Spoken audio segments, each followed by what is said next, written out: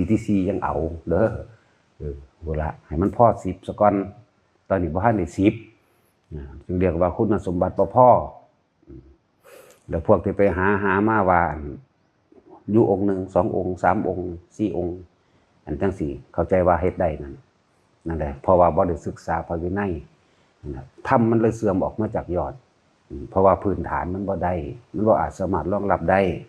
พระวินัยคือพื้นฐานคือข้านหลับตึกทั้งเบิดพระวินัยนั่นนะ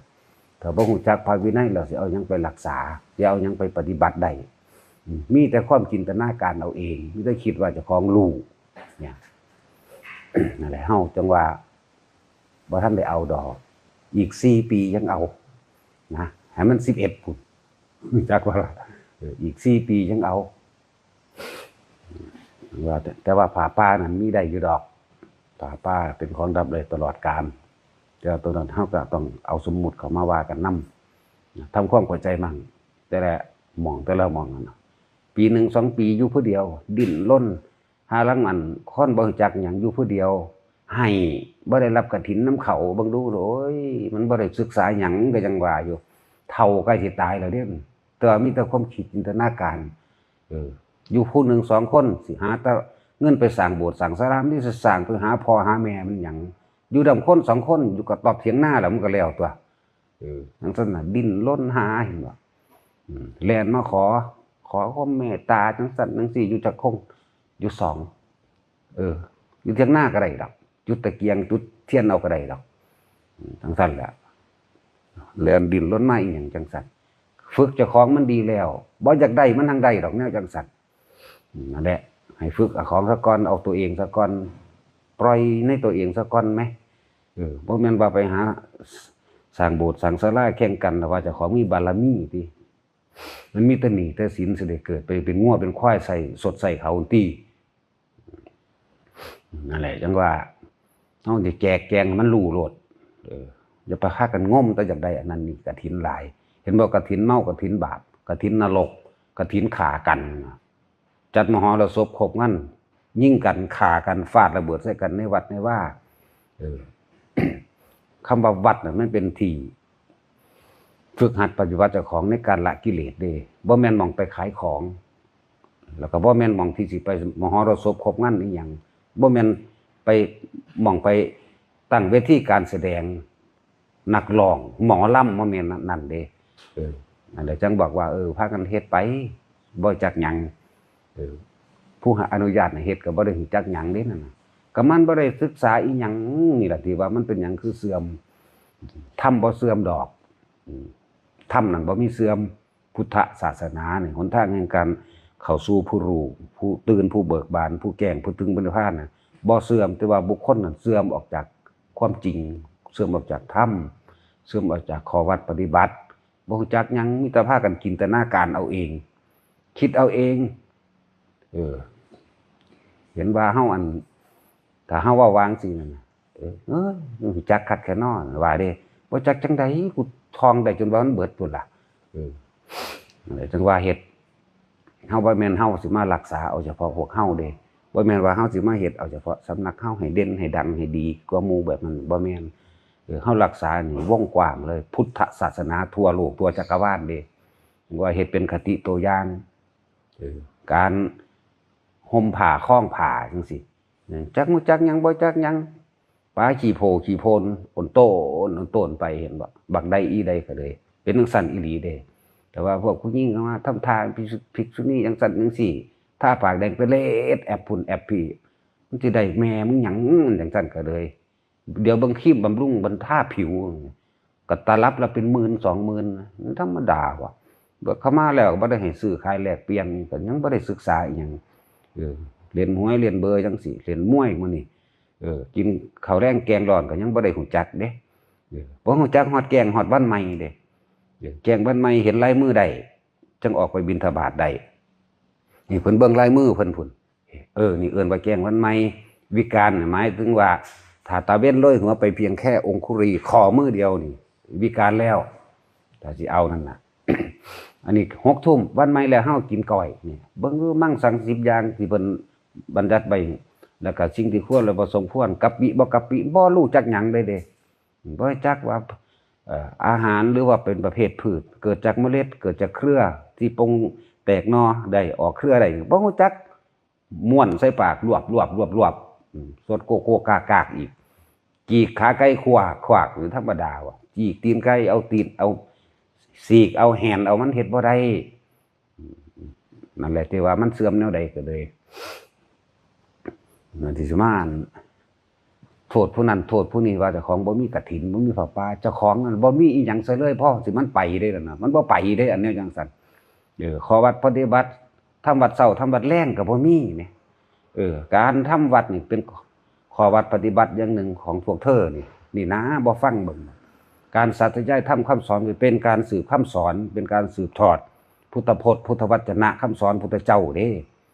บางใดมีการสวดมนต์เป็นประจำนั่นแหละเขาสิมาเองดอกคนนั่นน่ะแต่ของนั่นที่มันมีข้อวัดในใจของเจ้าของเองแล่นหากฐินแล่นหาป่าหรือแล่นไปอีหยังอยู่ดำคน2คนที่สร้างไปอีหยังไปสายอยู่สำนันนึงนั่นแหละเพราะว่าบ่ศึกษาถ้าภิกษุสงฆ์บวชเข้ามาแล้วบ่รู้จักพระวินัยก็เป็นอันว่าบ่มีแนวรักษาเป็นมุขะเบิดเป็นจังซั่น มันเริ่มต้นแรกตะบวชที่แรกเพิ่นก็ได้ก็สิเว้ามาแล้วโกนหัวเข้านาคเอาพิธีทางอันนาคทางพราหมณ์ยังมาสวดตะให้ของเองบ่ดูสู่ขวัญนาคมันบ่แม่นคนเด่นงูอยากว่าอะไรบัดนี้ก็เอาแล้วบัดนี้จัดงานแห่มีรถแห่มีมหรสพครบงั้นมีนั่นมีนี่คิดว่าสิได้บุญติลงทุนซื้อนรกชัดๆเด้มันธรรมดาเด้บ่มีแนวจังซั่นแต่มันผิดโดยประเพณีที่แรกแล้วมันก็ผิดเพราะแห้งแล้วมันสิเอาอีหยังมาสืบทอดศาสนาได้เนาะผิดแต่ที่แรกสูตรขวัญนาคผูกแขนอุญุอาญะเต็มอยู่จักกินเหล้าเมายาจักอีหยังแน่แล้วก็มาแห่ไม่เห็นจังซั่นมันมีอยู่และบ่พากันอ่านบ่พากันศึกษาบ่พากันทำความรู้แจ้งเห็นจริงโดยพระวินัยระเบียบแบบแผนประเพณีโดยการบวชเพิ่นก็มีอยู่แล้วจักบ่บุเพราะว่าเจ้าเป็นนาคมาบ่กินอันโนซินั่นน่ะบ่จักเจ้าเป็นโรคเลื่อนมาบ่เจ้าเป็นนาคมาบ่เจ้ามีคดีมาบ่นี่แหมบ่ฮู้จักแม่นบ่ล่ะแต่ละคนเข้าไป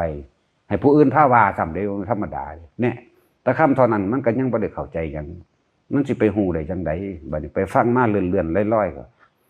พอตาอันฮู้นั่นฮู้นี่มานิดหน่อยมันเทียบบ่ได้เด้กับธรรมะเท่าท้องฟ้า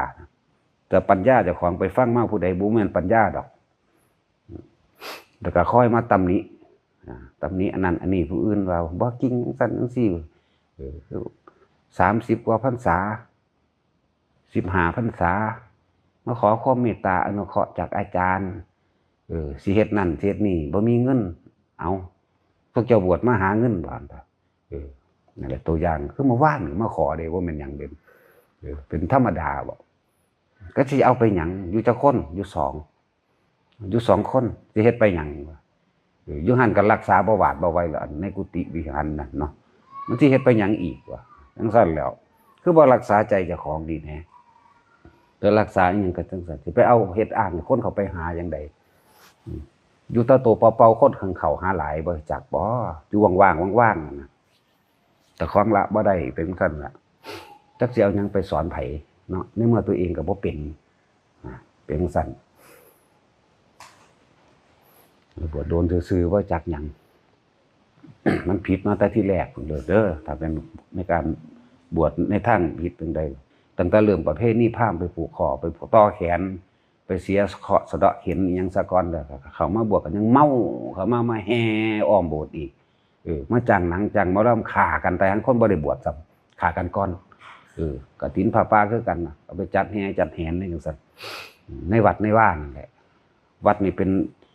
ที่ทำลายกิเลสตัณหาของผู้เพิ่นบวชเข้ามาเด้บ่แม่นเอาไปเป็นที่ขายของบ่แม่นไปให้เป็นนักร้องหมอลำก็ไปอยู่หั่นบ่แม่นหม่องไปแห่ไปเต้นไปเด้งไปเด้ากินเหล้าเมายาเด้จังว่าเฮาบ่มีเฮาบ่สนไผอยู่แล้วเฮาย้านอยู่ผู้เดียวคือพระพุทธเจ้าคนเฮาบ่ย้านเลยบ่มีการย้านกันแล้วกันคนนึงนั่นแหละแม่นสิมีอยู่ผู้เดียวเฮาก็อยู่ผู้เดียวได้จักอยู่ล่ะบ่หาตาให้ผู้ใดไปหาเด้ออยู่ผู้เดียวหังดีว่าจักบ่ สิไปเอาก่อสร้างไปให้คนเขาไปหาดิโอ้ยมันบ่อึดบ่อยากจังว่าแกงอันนึงว่าเป็นหยังคือบ่กฐินคุณสมบัติเฮาบ่พอเฮาเป็นนวากะหากระบวชง่ายว่าเฮายังหากระบวชเด้อ พุ่นละอีก4ปียังเอาพวกอยากได้กฐิน4ปีจังว่ากันส่วนป้ามีอยู่เรื่อยๆส่วนป้านั่นน่ะก็บอกอันนึงแล้วก็หมู่ภิกษุที่เฮาอยู่นำกันยังทองยังบ่ทันได้อยู่เด้ทองบ่ทันได้กับปากอยู่นี่สิออกไปตามดงตามป่าด้วยผู้เดียวนั่นออกไปโดยความคิดเอาเองนั่นน่ะบ่รอดเด้ตายสิว่าไงธรรมดาเด้แต่มันออกไปจริงๆแล้วนะจักสิอาบน้ำใช้จักสิฉันเข้าใส่จักสินอนแบบใดจักสิไปเข้าห้องน้ำหม่องใดแปรงฟันหม่องใดคนบ่โสตายหรือมันไปบ่ได้ดิแล้วค่นะพระวินัยก็บ่ทันได้รู้แก้งอยู่ปงอาบัติก็บ่ทันได้เป็นทองอาบัติก็บ่ทันได้เป็นเนี่ยไปล่ะอยากไปล่ะมันธรรมดาบ่แนวมื้อนี้มันบ่รอดก็ยังว่าอยู่ แต่ว่ารอดดอกมีแต่ความฟุ้งซ่านมีแต่ความอยากเอาอารมณ์มาเป็นใหญ่อารมณ์เพราะว่าหยังเพราะว่าไปฟังผู้นั้นผู้นี้มาแล้วคือฟังพ่อแม่ครูอาจารย์มันเทศไว้ไปจับเอายอดมันแต่ของจักเป็นคือเพิ่นเดี๋ยวนี้อย่าลืมว่าต้นแบบกับเลียนแบบมันคนละโลกคนละเรื่องกันเด้อต้นแบบเนี่ยรอดตายมาเท่าไหร่ปีแล้วเด้ธรรมดานี่มีแต่คนเลยตายหมดแล้วเด้กันนะแต่ของจากเลียนแบบจากเฮ็ดคือมันบ่แม่นน่ะจังว่าเอาเบื้องต้นซะก่อนน่ะเอิ้นว่าสร้างค้านรักษาฐานเจ้าของมันดีคือพระวินัยนั่นแหละถ้าบ่รักษาพระวินัยแล้วสิยังมารักษาหาเขามานึงแหมหากระบวชเขามาแล้วมันอยากไปเด่นไปดงไปดังมันอยากไปนั่นโลดเว้าสวรรค์นรกโลดมันธรรมดาบ่มันแม่นของเว้าเล่นๆเด้ผู้เขาบ่ได้บวชมันบ่เป็นหยังดอกเขาเว้าเขาเว้าไปโลดมันบ่ได้มีพระวินัยคุมไว้เว้าไปตามตัณหาอุปทานเจ้าของเว้าไปตามความรู้สึกความเห็นเจ้าของโลดพวกเฮามันเป็นนักบวชมันก็ค่อยระวังปากเด้ค่อยระวังกิริยามารยาทค่อยระวังตาหูจมูกเจ้าของเองเด้จังว่าให้มันได้สุแนวซะก่อนเถอะนะ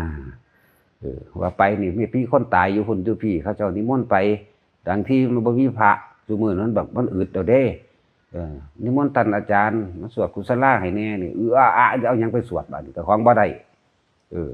สวดอภิธรรมให้แน่นี่บ่ได้มันก็ต้องอาศัยสมมุติเด้บ่แม่นเอาแต่ความเห็นเจ้าของเฮ็ดจังได๋ล่ะบัดนี้ขอศีล5ขอศีล8บ่ได้นะเอายังไปสอนเอายังไปบอกครับสั่นแหละมันอยู่เขาปงอาบัติบอกบริสุทธิ์ผู้เดียวก็บอกบ่เป็นอีกมันหยังบุรู้จักบ่บุเนาะอยู่ผู้เดียวเฮ็ดจังใดอยู่หลายองค์เฮ็ดจังใดนี่บ่รู้จักแหละหลายอย่างที่ว่าเฮาซ่อมเบิ่งอยู่นี่พอก็จ่อเข้ามาดำเดือนนึงอภินิหารแล้วไปแล้วนั่นแหละพวกบ้าพวกประสาทพระวินัยเจ้าของยังบ่รู้อยู่อยากไปแล้วว่ามันเลยล่ามเป็นบอกมันเลยล่ามเขาถามแค่ว่ากฐินมื้อใดนะก็เลยตอบว่าบ่ทันได้เอาบ่ได้เฮาเป็นแค่ภิกษุนาวิกะหากบวชบอกว่าหากบวชซะบ่ทันรู้จักหยังดอกบ่มีคุณสมบัติพอที่สิเอาแม้พระอยู่ในนี่ก็บ่ทันได้มีคุณสมบัติพอสิเอาทองคำสวดกฐินบ่ทันได้อยู่เด้เบิดอยู่นี่เอาฮอด4-5 ปีนี่ก็สร้างนี่มื้อนี้ก็เลยบ่ทันได้ผู้เดียวบ่ได้เด้จังซั่นแล้วสิไปว่าเอาอีหยังแหละเดี๋ยวเบิ่งไผก็จับแต่หนังสือมาใส่ผิดพร้อมธรรมดาว่ะก็เลยว่าอีกจัก4 ปีเด้อจังเอาผู้ใดอยากเฮ็ดก็เลยในการนี้นานี่มันก็เป็นหน้ากฐินอยู่แล้วแค่นึกอยู่ในใจว่าถวายผ้ากฐินมันก็เป็นแล้วมันเป็นเรื่องของผ้าเด้อบ่แม่นเรื่องของเงินบ่แม่นเรื่องของบริวารหลายๆดอกในฤดูนี้การนี้หมายถึงเวลา1 เดือนเต็มๆนี่ผู้ใดไปถวายยังเป็นผ้ากฐินเบิดนั่นแหละบ่ทันได้มีผู้ใดว่าถวายผ้าป่าดอกหลังจากนั้นถึงว่าเอาเป็นจังซั่นทำความเข้าใจ ให้เข้าใจซะว่าเป็นหยังคือบ่เอาเพราะว่าเฮาก็บ่มีคุณสมบัติพอเฮายังอ่อนเฮายังใหม่นวากะหากบวชเด้อบอกว่าหากบวชได้จังซั่น ถ้า10ขึ้นไปจังสิเอาแล้วพระเฮาที่บำเพ็ญพรรษาอยู่นี่ทองกฐินบ่ทันเป็นจักองค์เด่นจังซั่นแหละบ่ทันได้เป็นก็แล้วกันนาเอาแม่ถามใส่เดี๋ยวนี้เป็นบวชโดนก็สร้างครับบ่ได้ให้มันได้กับปากกับใจให้มันคล่องปากขึ้นใจของเจ้าของพุ่นจังสิเอาแต่ละองค์ผู้ใดว่าองค์นี้ว่าอันนี้ดูนี่ก็ว่าเอาผู้เดียวขึ้นโลดแม่องค์นี้ว่านี่ดูนี่ก็เว้าขึ้นไปเลยเพื่อผู้เดียวโลดแม่องค์นี้ให้พรอันนั้นด้วยองค์นี้เรื่องนั้นเรื่องนี้ด้วยให้มันได้ผู้เดียวโลดแม่นั่นแหละตัวเองยังเอาตัวเองบ่รอดง่ายๆเฮายังใหม่อย่างว่าแจกแกงแต่ก็ต่างๆที่เกี่ยวกับประเภทนี้ที่เคยมีมาตาเก่าก่อนอันใดถ้ามันผิดระเบียบวินัยเฮาบ่เฮ็ดบ่ให้แห่บ่ให้แหนบ่ให้ไปหาเหลืออะไรอีหยังแต่บอกให้คนท่านอันบอกอันนี้นังบ่ได้บังคับเด้แล้วแต่ศรัทธาพวกเจ้าแล้วแต่ความเต็มใจของพวกเจ้าบาท1 2 บาทแล้วแต่อันนั้นน่ะจังว่านี่เหตุใดคือบ่เอาเพราะเฮายังบวชใหม่นวากะหากะบวชถึงสั้น1แล้วก็ภิกษุอยู่ได้นี่สวดหยังพันใดจักอย่างล้าน%เอาให้ว่าผู้เดียวบทเดียวนี่ก็บ่ได้ถ้าว่าได้นะจังสั้นแล้วเลยบ่ทันได้เอาเลยภิกษุนักบวชทั้งหลายนี่เขามาขอให้รักษาพระวินัยเมื่อเฮารักษาพระวินัยได้แล้วพระวินัยจะกลับมารักษาเฮาเองไปทั้งใดก็เป็นที่สง่าผ่าเผยเขาไปสู่ในการในงานบ่ได้ก็สร้างสมมุติไปงานนั้นงานนี้พระเขาเจ้าบ่พอโอ้พอดีเห็นพระองค์นั้นอยู่หั่นอยู่นี่ไปมนต์มาดูเนี่ยมันก็ไปที่สง่าผ่าเผยตัวมันได้สมมุติมันได้แล้วท่านได้พึงเว้าเรื่องวิมุตติวิเมตหยังอะไรนะเขาเจ้าสวดขึ้นมาบทใดรู้เบิดดักขึ้นดักพี่ได้เบิดนั่นแหละได้ทุกทำนองพุ่นน่ะให้มันปานนั้นพุ่นเด้ก็สั่นที่ว่าจักหาซะก่อนแหนมีผลนิสัยซะก่อนหันเซาได้ปากได้เว้าพวกใดมาก็จ้อไปโลดทำเหมือนอาจารย์ได้ไหมสั่นแต่เฮาก็ยังทำบ่เหมือนจังซั่นแล้วสิไปทำเหมือนได้จังไดเนาะถ้าเว้าให้ก็เครียดโลดแน่เอาหยังมาเหมือนเครียดแหมเอาหยังมาเหมือนเขาถูกตีเขาถูกไล่ฆ่าเขาถูกด่าถูกเว้าเขาถูกแกล้งความขึ้นลงพักเขาบ่มีความรู้สึกอีหยังในความพอใจหรือบ่พอใจแล้วแต่ของบ่ทันได้อยู่แค่อาจารย์ด่าซื่อๆก็เครียดบุ้ยธรรมดาบ่เนาะอย่าลืมว่าผู้ที่เป็นอาจารย์ใดมันยิ่งกว่าพ่อก็แม่พุ่นเด้เอาเข้านิพพานพุ่นเด้พ่อแม่พวกเจ้ายังบ่ทันได้เอาบ่ฮู้จักว่าไปนิพพานจังซั่นจังซี่ได้ลูกบ่ได้มีไผสอนเลยสิบอกให้เนี่ยเลยพ่อเลยแม่อีกถึงต่างหากพุ่นเด้คือพระพุทธเจ้านี่เลยพ่อเลยแม่เฮาไปแล้วเห็นบ่เดี๋ยวจังซั่นล่ะสิเปรียบเทียบกันแล้วมันบ่แม่นสำนั้นได้เบิ่งอยู่ตลอดประคองตลอดทั้งบ่มักทั้งบ่เว้าบ่เว้าเขาผู้เว้ามีอยู่แล้วคือไผพระวินัยนั่นเองอริยวินัยแจกให้มัน 3,000 กว่าข้อพุ่นเนาะมันเว้าบ่เบิดดอกแต่เฮาก็ทั้งห้างเทื่อก็ต้องไปจำไปเปิดเบิ่งจังซี่นะการห่มผ้าการคล้องผ้าจังซี่ก็ยังบ่ทันได้เป็นนุ่งผ้าสบงจังซี่ต้องเอาเลยเหนือสะดือขึ้นมาบ่เอาตกใต้สะดือลงไปแล้วก็ส่วนผ้าอยู่ทางใดคืบจากหัวเข่าลงไปจะคืบหนึ่งให้มันอยู่ซ้ำนั้นห่มผ้าเขาในบ้านเป็นแบบใดก็ให้ห่มดองห่มคุ้มปริมณฑลเป็นจังไดรอบแข้งอะไรปริมณฑลก็ดีจังซั่นไปให้มาใส่ก็มีผ้าปกไหล่ยาโซ่ไหล่ท่านนี่ก็ยังบ่ฮู้อยู่ธรรมดาบ่ยาโซ่ไหล่ก็จะไปโซ่พุ่งโซ่นั้นเขานั่นแหละที่ว่าเสื่อมแบบใดเสื่อมโดยบุคคลดอกเสื่อมโดยบุคคลแต่ว่าบางผลนิพพานเสื่อมบ่เป็นมีตลอดการทุกเมื่อนั่นแหละเอาพ่อวันนี้เป็นวันสำคัญในพุทธศาสนาหรือสำคัญของโลกเลยแหละเพราะว่าเป็นที่บุคคลที่นำความรู้หรือดวงตาของโลกสิออกจากคันพระมารดาในวันนี้เรียกว่าวันประสูติวันประสูติวันตรัสรู้แล้วก็วันปรินิพพานวันที่ดวงตาของโลกถูกเปิดเผยสว่างกระจ่างแจ้งสู่โลกความมืดมิดของหมู่สัตว์ทั้งหลายที่เวียนว่ายตายเกิดหาที่สุดที่ประมาณบ่ได้เรียกว่าวันวิสาขปุณณมีบ่ได้แปลแค่ว่าเฮาสิมาเวียนเทียนบ่ได้แปลว่าเฮาจะต้องมาไป ระลึกถึงคุณจักหน่อยมาไหว้พระสวดมนต์ทำวัดแค่นั้นเด้มันลึกยิ่งกว่านั้นความสำคัญของเพิ่นวันจุติกิจ15ค่ำเดือน7ไล่ย้อนหลังขึ้นมาแต่ว่าวันออกจากพระครรภ์ของมารดาเอื่นว่าวันประสูติวันประสูติ จุติจิตนั่นดวงจิตดวงนั้นอันเต็มภูมิแล้วถึงภูมิของพระพุทธเจ้าของโพธิสัตว์หรือโพธิปักกิยธรรม37เต็มแล้วสัพพัญญุตญาณเต็มแล้วอยู่ในหันแล้วเลยจุติจิตเข้าสู่พระครรภ์ของมารดาคือ15ค่ำเดือน7ซึ่งเป็นเดือนหน้าเข้าใจบ่นี่เป็นเดือนหน้าแต่ว่าเพิ่นบ่ได้อยู่ในท้องคือพวกเฮาคนธรรมดาจากตุจิตเข้าไปแล้วบวกกันเข้าแล้วอยู่ในจากตุจิตตามธรรมดาแล้วคนเกิดนี่1เดือน15วันนี่เป็นธาตุวัตถุประกอบกันเข้าหัว1แขน2ขา2 2หัวใจเกิดขึ้น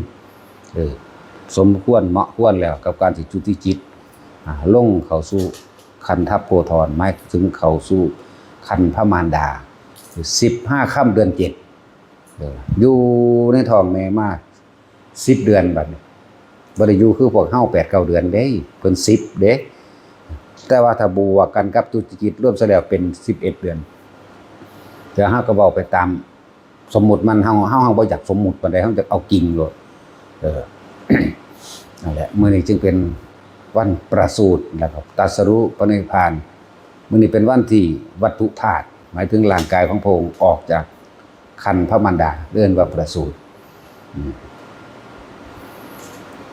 ซึ่งในความหมายคือวิสานี่วิมาจากคำว่าวิปัสสนาความจริงของโลก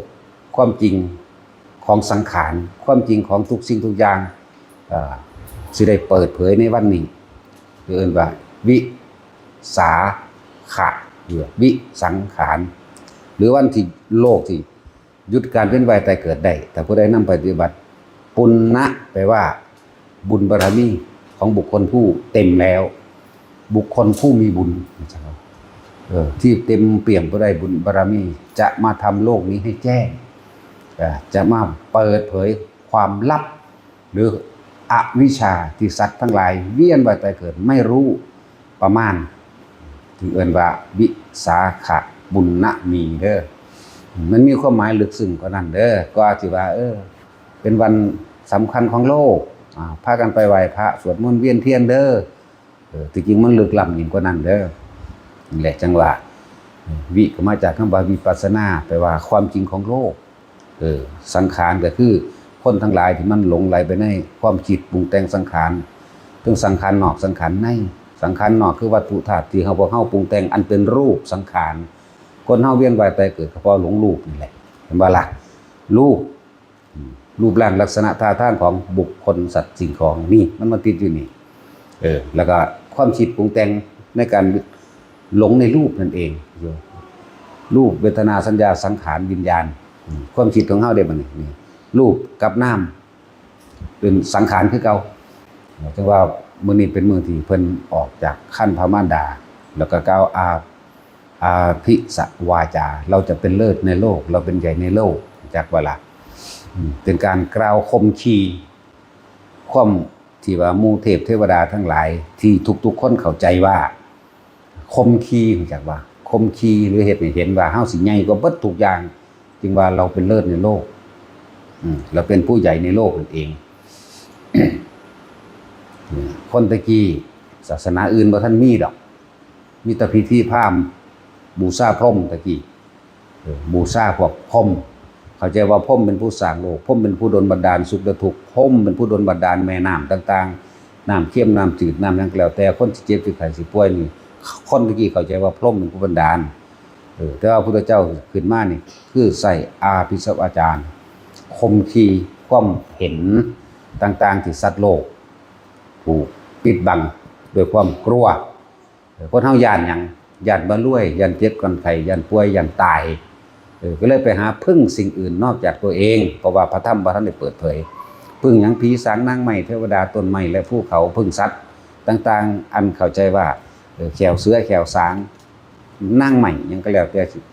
และเพิ่นนึงกล่าวคำอาภิสวาจาตัวนี้คมทีความเห็นผิดของคน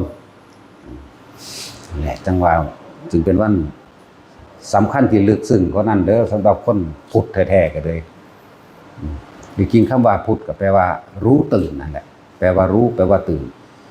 มันบ่ได้ไปผูกขาดไว้เฉพาะว่าต้องเป็นคนพุทธเด้คำว่าธรรมะนี่แปลว่าความจริงของทุกชีวิตสรรพสัตว์ทั้งหลายความจริงของโลกนี่เกิดแล้วก็ดับคือกันเด้บ่ว่าแต่คนเกิดแล้วก็ตายเด้สัตว์เกิดตายบ่แม่นทำนี่นึงเด้นั่นแหละความจริงถูกเปิดเผยเรียกว่าธรรมะธรรมะแปลว่าความจริงของทุกชีวิตสรรพสัตว์นะเป็นความจริงที่หนีไม่พ้นอนิจจังคือความบ่เที่ยงแท้แน่นอนทั้งเบิดหาความจีรังยั่งยืนบ่ได้และเข้าสู่อนัตตานะมันเข้าไปมองนี่เบิดทั้งเบิดเลยว่าคนบ่ว่าสัตว์สิ่งของแม้กระทั่งโลกนั่นแหละถึงว่าความจริงถูกเปิดเผยโดยมหาบุรุษผู้นี้คือพระพุทธโคดมเฮานี่มหาบุรุษเจ้าออกจากพระคันมารดามันบ่แม่นเรื่องบังเอิญเด้ประสูติกันมื้อนี้ตรัสรู้นั่นวิสังขารเกิดขึ้นมาแล้วตรัสรู้และมหาปรินิพพานกับมื้อนี้คือกันจังว่าถ้าผู้ใดนำธรรมะคำสอนของเพิ่นไปปฏิบัติตัวเองบ่เกี่ยวกับศาสนาใดทั้งสิ้นสามารถรู้เข้าถึงความจริงด้วยกันทั้งนั้นเด้อรู้ความจริงด้วยกันทั้งเบิดตอนที่เพิ่นออกจากพระคันของมารดาในประวัติเพิ่นก็มีเว้าในจักหน่อยแม่เพิ่นเหนียวเอาต้นสาระนั่นกองลงมาเจ็บท้องตามธรรมดาประเพณีที่ผู้ใดสิออกลูกก็ไปออกเมืองเกิดเมืองแม่นั่นนะเมืองแม่เมืองเทวทหะกบิลพัสกเวทหะนี่น่ะอยู่ในระหว่างกลางแม่น้ำโลหิตนี่สิเพิ่นเจ็บท้องนิดหน่อยคือที่จริงบ่ได้เก็บแบบนั้นแต่ว่าให้ความรู้สึกว่าคือคนปวดท้ายนี่แหละบ่ได้เก็บแห้งดอกเข้าใจว่าจะออกแล้วนะไม่ลั่งทั้งคู่ก็โน้มลงมาแม่เพิ่นก็จับยืนขึ้นเด้ยืนขึ้นหันหน้าไปทางทิศตะวันออกแล้วพระองค์เองก็บ่ได้ออกคือมือเอาทางเท้าออกยืนออกมาเลยบ่ได้ยืนออกมาเมื่อยืนออกมาแล้วเท้าทั้งสองเหยียบแผ่นดินทั้งคู่เสมอกันมีความหมายว่าพระธรรมนี้บ่ได้มีความลำเอียงหมายถึงว่าเท้าทั้งคู่นี่เหยียบบนแผ่นดินพร้อมกันพระธรรมนี้เสมอภาคทุกคนผู้ใดนำไปปฏิบัติก็สามารถถึงแก่ผู้นั้นหมายถึงว่าบรรลุได้ทุกคนเหยียบแผ่นดินนี่บ่ได้เกี่ยวกับศาสนาบัดนี้เป็นเรื่องของธรรมะเป็นเรื่องของความจริงที่พระองค์นำมาเปิดเผยผู้ใดพึงกระทำตามปฏิบัติตามผู้นั้นก็สิได้เสมอกันความหมายเสมอกันโดยเท้าพระบาททั้งคู่เหยียบแผ่นดินพร้อมกันแต่ว่าการก้าวเดินพระองค์จะย่างพระบาทขวาก่อนหันหน้าไปทางทิศเหนือย่างพระบาทขวาก่อนแล้วก็เดินไปได้7 ก้าวแล้วก็ยกนิ้วมือขึ้นนิ้วข้างขวานี่แบบนี้เราจะเป็นเลิศในโลกเราเป็นผู้ใหญ่ในโลกนะแหละชาตินี้จะเป็นชาติสุดท้ายของเราวัดนี้ไม่มีภพเอกนะและกล่าวคำนั้นตอนที่ย่างไปนั่นพระพรหมเป็นผู้หลับก่อนเทวดาเป็นผู้ประคองตลอดทั้งของทิพย์หลังจากกล่าวคำอาภิสวาจาแล้วหมู่มนุษย์หมายถึงสนมนางเลี้ยงทั้งหลายนี่จังไปประคองบ่มีดอกบัวดอกตามเพิ่นเว้านั่นหมายถึงเพิ่นพระพุทธเจ้าเว้าไว้เองนั่นบ่มีดอกบัวดอกบัวนี่หมายถึงว่าบุคคลทั้งหลายพึงบูชาเราหรือเดินตามธรรมเราก็เลยเขาก็เลยว่าดอกบัวใส่ที่หลังเด้อนั่นแหละ หมายถึงว่าบุคคลที่เดินตาม7 ก้าวเฮาก็ตีความหมายให้ว่าเป็นโพชฌงค์7นั่นแหละองค์แห่งการตรัสรู้เด้อองค์แห่งการตรัสรู้เดินไป7 ก้าวแล้วก็ก้าวขวากับไปกึกสุดท้ายก้าวซ้ายก็มาแนบด้วยกันเสมอกันคือกันลมพื้นดินเสมอกันเดินก้าวขวาก่อนหันหน้าไปทางทิศเหนือแล้วก็ย่างไปเรื่อยๆก้าวขวาเป็นก้าวที่7กึกก้าวซ้ายแนบกันปุ๊บเรายกมือขึ้นเราจะเป็นเลิศในโลกเราเป็นผู้ใหญ่ในโลกเข้าใจบ่ล่ะก้าวคำนี้ปึ๊บแล้ว พวกมนุษย์ทั้งหลายจังเข้าไปประคองแต่ว่าตอนที่ย่างไปนั่นน่ะ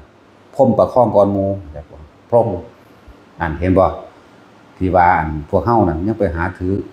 พญายักษ์พญาอินทร์พญาพรหมพญานาคพญาผียังบ่ตั้งใดมาให้ดลบันดาลความสุขให้เจ้าของแม่นบ่ล่ะนี่แหละคือกล่าวคำอาภิสวะจานี่เดี๋ยวกล่าวคมขีความเสื่อเก่าๆของคนว่าตะกี้มันพรหมสร้างโลกเข้าใจบ่ล่ะตะกี้เขาเข้าใจว่าพรหมสร้างโลกพรหมเป็นผู้สร้างมนุษย์นั่นแหละผู้ใดอยากจะเข้าใจความหมายลึกละเอียดอ่านเอาไตรปิฎกเอาพอเฮามันพอแห้งอยู่เลยมันเจาะเข้าไปนี่ทุกแบบบ่สิมีบันทึกอยู่ได้คนเอาจนเบิดเด้ก็สิได้ความหมายอันนี้มาให้มาบอกให้ทุกคนฟังง่ายๆนั่นแหละหลังจาก9คำนี้แล้วปึ๊บพวกนางสนมแม่เลี้ยงนางนมทั้งหลายก็ประคองเอาจังเอาเขามาใส่กระดงห่อด้วยผ้าขาวนี่คือความสำคัญในการประสูตินะส่วนการตรัสรู้ก็โดยรู้แจ้งแตกฉานใน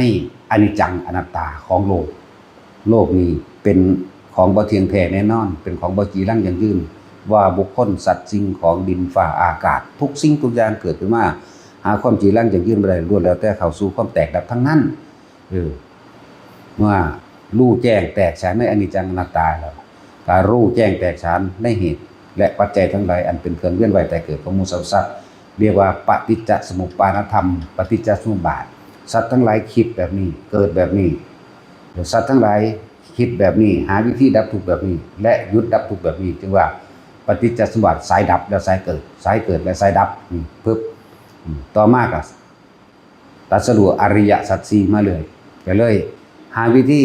เฮ็ดจังใดนอคนจังสิเข้าใจปฏิจจสมุปบาทได้เลยเอาอริยสัจสี่มาแสดงทุกคนสิเว้าเรื่องทุกข์ก่อนคนเฮาถ้าบ่เห็นทุกข์นี่มันสิบ่ฟังเข้าใจฟังบ่เข้าใจผู้ใดเห็นทุกข์ผู้นั้นจึงเห็นธรรมก็แม่นความเพิ่นเบิดเพิ่นสอนมากที่สุดทุกข์กับหนทางดับทุกข์เข้าใจบ่ล่ะเพิ่นสอนมากที่สุดคือทุกข์กับหนทางดับทุกข์เด้อแล้วก็ที่เพิ่นเว้าถึงมากที่สุดอันนี้ที่เพิ่นแสดงมากที่สุดเรื่องกายกับใจเรื่องรูปกับนามเนี่ยมากที่สุดเว้าพาลีเนี่ยก็ว่าขันธ์ห้าเฮาก็บ่เข้าใจอีกเนาะบางคนเข้าใจว่าขันธ์ห้าดอกไม้หักคู่เด้แม่นเด้อรูปไปถึงร่างกายเวทนาหมายถึงความรู้สึกสัญญาหมายถึงความจำต่างๆนานาสารพัดสังขารคือความคิดวิญญาณคือความรู้สึกรับรู้เอาความรู้สึกพอใจมั่งไม่พอใจมั่งมาร่วมกันไปเรียกว่ากายกับใจทุกอย่างเนื่องจากกายใจก็คือความรู้สึกร่วมให้โลดพอใจก็บ่พอใจพวกเจ้ายังเกิดนี่นะแต่ว่าวิธีเพิ่นแสดงเพิ่นเลยเอาอริยสัจสี่ทุกข์และก็สาเหตุแห่งความทุกข์ทั้งหลายที่เป็นไว้แต่เกิดแล้วสิทุกข์ดับไปกับเพราะว่าหยุดคิดทุกข์ดับไปนิโรธแล้วก็ว่าหนทางใดเป็นหนทางที่ดับทุกข์ได้เพิ่นเลยว่ามรรคมีองค์8สัมมาทิฏฐิมีความเห็นถูกต้องตามความเป็นจริงโดยธรรมชาติเข้าใจบ่นี่เฮาบ่ได้แปลคือหมู่เด้อมีความเห็นถูกต้องโดยธรรมจังซี่มันก็ได้แปลไปอีกอยู่ก็แล้วมีความเห็นสิ่งทั้งหลายทั้งปวงตามความเป็นจริงโดยธรรมชาติซะเห็นว่าสิ่งใดเกิดกับสิ่งนั้นก็ดับนี่ก็เห็นตามจริงแล้วเห็นตามจริงว่าสัตว์โลกเป็นไปตามกรรมกระทำสิ่งใดย่อมได้สิ่งนั้นเห็นตัวนี้บ่ได้มีผีสางนางไม้เทวดาอินทร์พรหมผู้ใดมาไถ่บาปให้ผู้ใดมาป้องกันตายให้ผู้ใดมาป้องกันป่วยให้บ่มีอยากได้สิ่งใดเฮ็ดเอาเห็นแบบนี้เข้าใจบ่ล่ะเห็นตามจริงแต่กี้เฮาบ่ทันได้เข้าใจดอกว่าถ้าเฮ็ดอีหยังเข้าท่านเงินบาท10 บาทขอโลดแต่ขออีหยังนั่นคือบ่เห็นความจริงนั่นว่าล่ะแลกของทำบุญแลกของแลกความร่ำรวยแลกความบ่เจ็บบ่ปวดบ่ป่วยแลกยศถาบรรดาศักดิ์แลกเป็นเจ้านายแลกเงินเดือนหลายๆแลกบริวารเยอะ5 บาท10 บาทแลกโลดนี่คือบ่เป็นจริงบ่ได้เห็นตามความเป็นจริงเห็นตามความเป็นจริงคือเฮาเฮ็ดอันใดก็สร้างเฮาก็ได้อันนั้นแหละเป็นแบบนี้แล้วเพิ่นจึงกล่าวคำนี้ไว้ว่าเฮาเป็นผู้เลิศในโลกเฮาเป็นใหญ่ในโลกก็คำของเพิ่นนี่เป็นคำจริงแบบนี้เด้อ บ่ได้เป็นไปตามว่าการขอร้องอ้อนวอนจาก หมู่พระเจ้าอินพรหมทั้งหลายสิได้ไปตามที่เจ้าของขอเป็นไปบ่ได้เนี่ยเฮาเห็นอริยสัจได้เห็นแบบนี้อริยะคำเว้าของผู้บ่เบียดเบียนอริยะแปลว่าผู้ไม่เบียดเบียนสัจคือความจริงของผู้ไม่เบียดเบียนเพิ่นเป็นตัวอย่างได้แล้วเด้เพิ่นจังนำความจริงตัวนี้มาเว้าให้พวกเฮาฟังได้เพิ่นบ่เบียดเบียนเพราะว่าเพิ่นได้เพิ่นฮู้แล้วว่าความอยากได้คือตัณหาอุปาทานมันเฮ็ดให้ฆ่าก็ได้ลักก็ได้ปล้นจี้ข่มขืนกินเหล้าเมายาฉีดตัวหลอกต้มได้เบิดนั่นเพิ่นเห็นตัวนี้แล้วและเพิ่นจังว่าสาเหตุทั้งหลายเพราะว่าความอยากได้อยากดีอยากมีอยากเป็นตัณหาและอุปาทานตัวนี้เป็นแบบนี้คนถึงไปหาลักไปปล้นไปจี้ไปฆ่าบังคับข่มขืนข่มเหงหลายอย่างล้วนแล้วตั้งแต่เฮ็ดให้สัตว์ทั้งหลายเวียนว่ายตายเกิดเนี่ยพอมีอวิชชาเป็นปัจจัยเพราะว่าความบ่รู้นี่เองกล้าก็เพราะความไม่รู้กลัวก็เพราะความไม่รู้ถึงว่าอวิชชาเป็นปัจจัยมันเกิดสังขารความไม่รู้เป็นเหตุให้การคิดเป็นเหตุให้การเห็นไปตามอารมณ์ของเจ้าของเองนั่นแหละเข้าสู่อารมณ์ความรู้สึกของอวิชชาเป็นปัจจัยมันเกิดสังขารเป็นปัจจัยมันเกิดวิญญาณคือรับรู้ความรู้สึกความพอใจหรือพอใจนั่นแหละวิญญาณจึงเป็นปัจจัยมันเกิดนามรูปพอจิตมันมีที่ตั้งคือความจำของเฮาเองกูอยากได้แบบนี้กูจะเป็นแบบนี้ก็เลยไปตั้งความคิดไว้หั่นสั่น นามรูปเป็นปัจจัยมันเกิดอายตนะเกิดแล้วได้บัดนี้มีตามีหูจมูกมีลิ้นมีกายใจอายตนะเป็นปัจจัยมันเกิดผัสสะเห็นนั่นเห็นนี่กับฮักมั่งสั่งมั่งน้ำการเห็นนี่ดีกันได้ยินนั่นแหละผัสสะเป็นปัจจัยมันเกิดเวทนาพอใจกับบ่พอใจส่วนอุเบกขาเวทนาบ่ค่อยมีผู้ใดหามปานใดเวทนาเลยเป็นปัจจัยมันเกิดตัณหาคือความอยากเมื่อความอยากมันจึงแบ่งไปตามกรรมเด้บัดเป็นกรรมตัณหาภวตัณหาวิภวตัณหาก็ว่าไปเห็นสั่นความอยากเป็นปัจจัยมาเกิดอุปาทานความยึดเด้บัดความยึดอุปาทานถ้าเฮาอยากแล้วสังเกตตะของโดดเรื่องไผก็ดีเวลาเฮาอยากได้นั่นเป็นนี่เฮาสิเอาความเห็นของเจ้าของออกมาแสดงมาบอกให้หมู่ฟังแล้วก็หาเหตุผลของเจ้าของบอกให้หมู่คอยตามยินดีนํหรือเชื่อเจ้าของเองจึงเรียกว่าทิฏฐิอุปาทานเสรพัตตุอุปาทานจากการได้ยินได้ฟังได้รู้ได้เห็นมากกามุปาทานตามความพอใจตัวเองที่ตัวเองพอใจเห็นป่ะอัตตวาทุปาทานดิความรู้สึกลึกๆที่เป็นตัวตนแท้ๆแก่นแท้ที่แสดงออกมาโดยปากนั่นแหละทิฏฐิอุปาทานเสรพัตตุอุปาทานกามุปาทานอัตตวาทุปาทานแล้วอุปาทาน4ก็เลยคนมันตายอยู่นำมองนี่ครับว่าล่ะเที่ยวเวียนว่ายตายเกิดตายนำมองนี่แหละอุปทานคือความยึดมั่นถือมั่นในอารมณ์ความรู้สึกที่ยินดีพอใจเพิ่นสิว่าราคะความยินดีพอใจในรูปในรสในกลิ่นในเสียงในสัมผัสอารมณ์แห่งความรู้สึกที่ตัวเองพอใจนี่แหละจึงเวียนว่ายแต่เฮาบ่รู้เท่าทันความพอใจความยินดีความพอใจในรูปในรสในกลิ่นในเสียงตัวนี้บ่มีทางนะก็วิญญาณไปตายเกิดหาปล้นหากี้หาฆ่าหาลักหาตัวหลอกต้มอกหักพิบังก็กินเหล้าแม่ฆ่าผู้อื่นแน่ก็มีเด้หลายอย่างนั่นแหละค่อยๆศึกษาไปอุปทานจึงเป็นปัจจัยให้เบิ่งเกิดเพราะความคิดของเฮานี่ในความรู้สึกนั่นแหละความคิดก็เกิดจิตมีที่ตั้งอยากได้ดีมีเป็นในรูปรสกลิ่นเสียงแล้วภพก็คือกรรมภพรูปภพอรูปภพเนี่ยภพทั้ง3นี่ภพจึงเป็นปัจจัยมาเกิดชาติเมื่อมันมีภพแล้วมันมีชาติกันตัวชาติแปลว่าเกิดขึ้นเกิดนั่นแหละชาติแต่มันเกิดแล้วมันก็ชรามรณะไปนำกันคือเก่านี่เห็นบ่ล่ะขึ้นชื่อว่าความเกิดกับความตายก็ติดตามดังเงาคือเก่าการเกิดก็คือการเริ่มตายการพบก็คือการเริ่มจากทุกสิ่งทุกอย่างในโลกนี่เป็นอนิจจังเป็นทุกข์เป็นอนัตตาถ้าผู้ใดบ่ยึดดึงคำว่าทุกข์ก็ซากฟาดทิ่มได้เลยแต่ว่าอะไรยึดนะมื้อนี้ก็เป็นมื้อสำคัญอีกนึงคือหมู่ถ้าสิเว้าเรื่องลึกลับไปแน่นั่นแหละตอนที่เพิ่นออกมาหน้าต่างก็เปิดเองลมหน้าต่างก็เปิดเอง หมายความว่าดวงตาของโลกเปิดขึ้นหรือว่าคนสิได้ยินฟังธรรมคนหูหนวกก็หูดีคนตาบอดก็ตาดีงอยเปียสิขาปัญญาอ่อนก็ดีมันสิมีอยู่2มื้อวันจุติจิตอย่างนึงคือ15ค่ำเดือน7แล้ววันประสูติคือเกิดกะคือมื้อนี้นะมีอยู่2มื้อที่เป็นเหตุการณ์แบบนี้เกิด32อย่างในเหตุการณ์นั่นแหละมันเว้าบ่เบิดดอกแต่ว่าเว้ายาวๆเนาะ แล้วก็นรกทุกสั่นนรกทุกหลุมเลย เขาบ่ทำงานมันจักว่าล่ะเนี่ยญาติผู้ใดก็สร้างเป็นพ่อเป็นแม่เป็นหยังไผก็สร้างมาล่อถ่ารับส่วนบุญที่พวกเขาจะต้องอุทิศใจบ่ล่ะนั่นแหละมื้อนี้สิเป็นมื้อที่ญาติทั้งหลายมารอรับเพราะว่านั่นแหละนรกมันหยุดเด้เปรตเดี๋ยวนี้ก็บ่หิวเด้เป็นซื่อๆอยู่แต่ถ้าคนมื้อนี้ถ้าบ่ได้ส่วนบุญจากญาติผู้ใดผู้หนึ่งไปก็กลับไปหิวอีกคือเก่าเรียกว่าเป็นจังซั่นนี่แหละจังว่ามันมีบ่กี่มื้อดอกที่พวกเฮาสามารถทำบุญอุทิศโดยของบ่ต้องมากถึงหมู่ญาติทั้งหลายหมู่ญาติมีพ่อมีแม่ปู่ย่าตายายบุคคลที่กระทำกรรมร่วมกันหรือเจ้ากรรมนายเวรก็ช่างสัมภเวสีเปรตผีก็ว่าไปจังว่าอยากให้ทุกคนนั่นอุทิศบุญเด้ออุทิศบุญเดี๋ยวสิพาว่าอุทิศดอกถ้าเว้าตามเวลาบอกเนี่ยเว้าตามเด้อเอาพนมมือขึ้นข้างหลังเป็นตะหึงยินบ่เนาะบอกสำนึกยินบ่บุกลิกยินบ่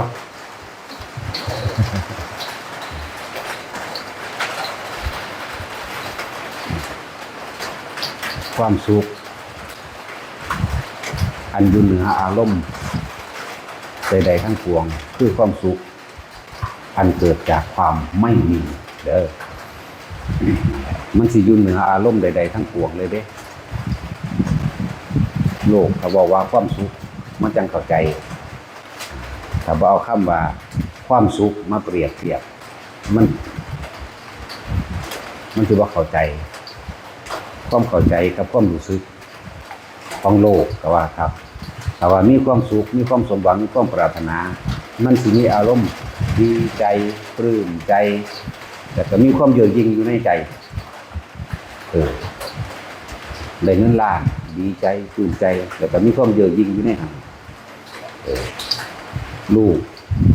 อยู่ดีมีสุขได้เป็นเจ้าเป็นนายร่ำรวยสิมีความสุขปลื้มใจดีใจแต่ว่าสิมีอัตตาตัวตนความเยือกยิ่งอยู่ในหันมันจะเป็นคือคมผู้อื่นพร้อมเด็กมันจะเป็นแบบคือปูเหนือทุกคนเงินรวยถูกการรวยแล้วรวยมีทรัพย์สมบัติบ้านช่องมีลูกเต่าเราลานเป็นไปดังใจที่เจ้าของตั้งหวังไว้คือทุกคนมีฐานะทุกคนมีฐานะมียศถาบรรดาศักดิ์หรือร่ำรวยลูกก็ร่ำรวยก็ร่ำรวยนี่คือความสุขทั้งโลกมันสิเป็นปนไปด้วยอารมณ์ความรู้สึกเป็นอารมณ์ความรู้สึกแล้วสิมีสิ่งหนึ่งแฝงเข้าไปอยู่ในความพอใจของเจ้าของคือความเยือกยิ่งมันสิให้ผู้ใดมาเว้าให้บ่ได้พวกนี้มีผู้ใดมาดูถูกหรือนินทาอันใดอันหนึ่งบ่ได้เด้นี่แหละแต่ว่าความสุขทั้งโลกมันสิปนไปด้วยอารมณ์ที่มีความรู้สึกว่าเฮานี่เหนือทุกคนเป็นจังซั่นเลยเอาคำว่าความสุขที่อยู่เหนืออารมณ์ทั้งสิ้นเหนืออารมณ์ใดๆทั้งปวงคือความสุขอันเกิดจากความไม่มีมันบ่มีอารมณ์โดยความจริงมันน่ะมันบ่มีอารมณ์มันว่างมันปล่อยหมด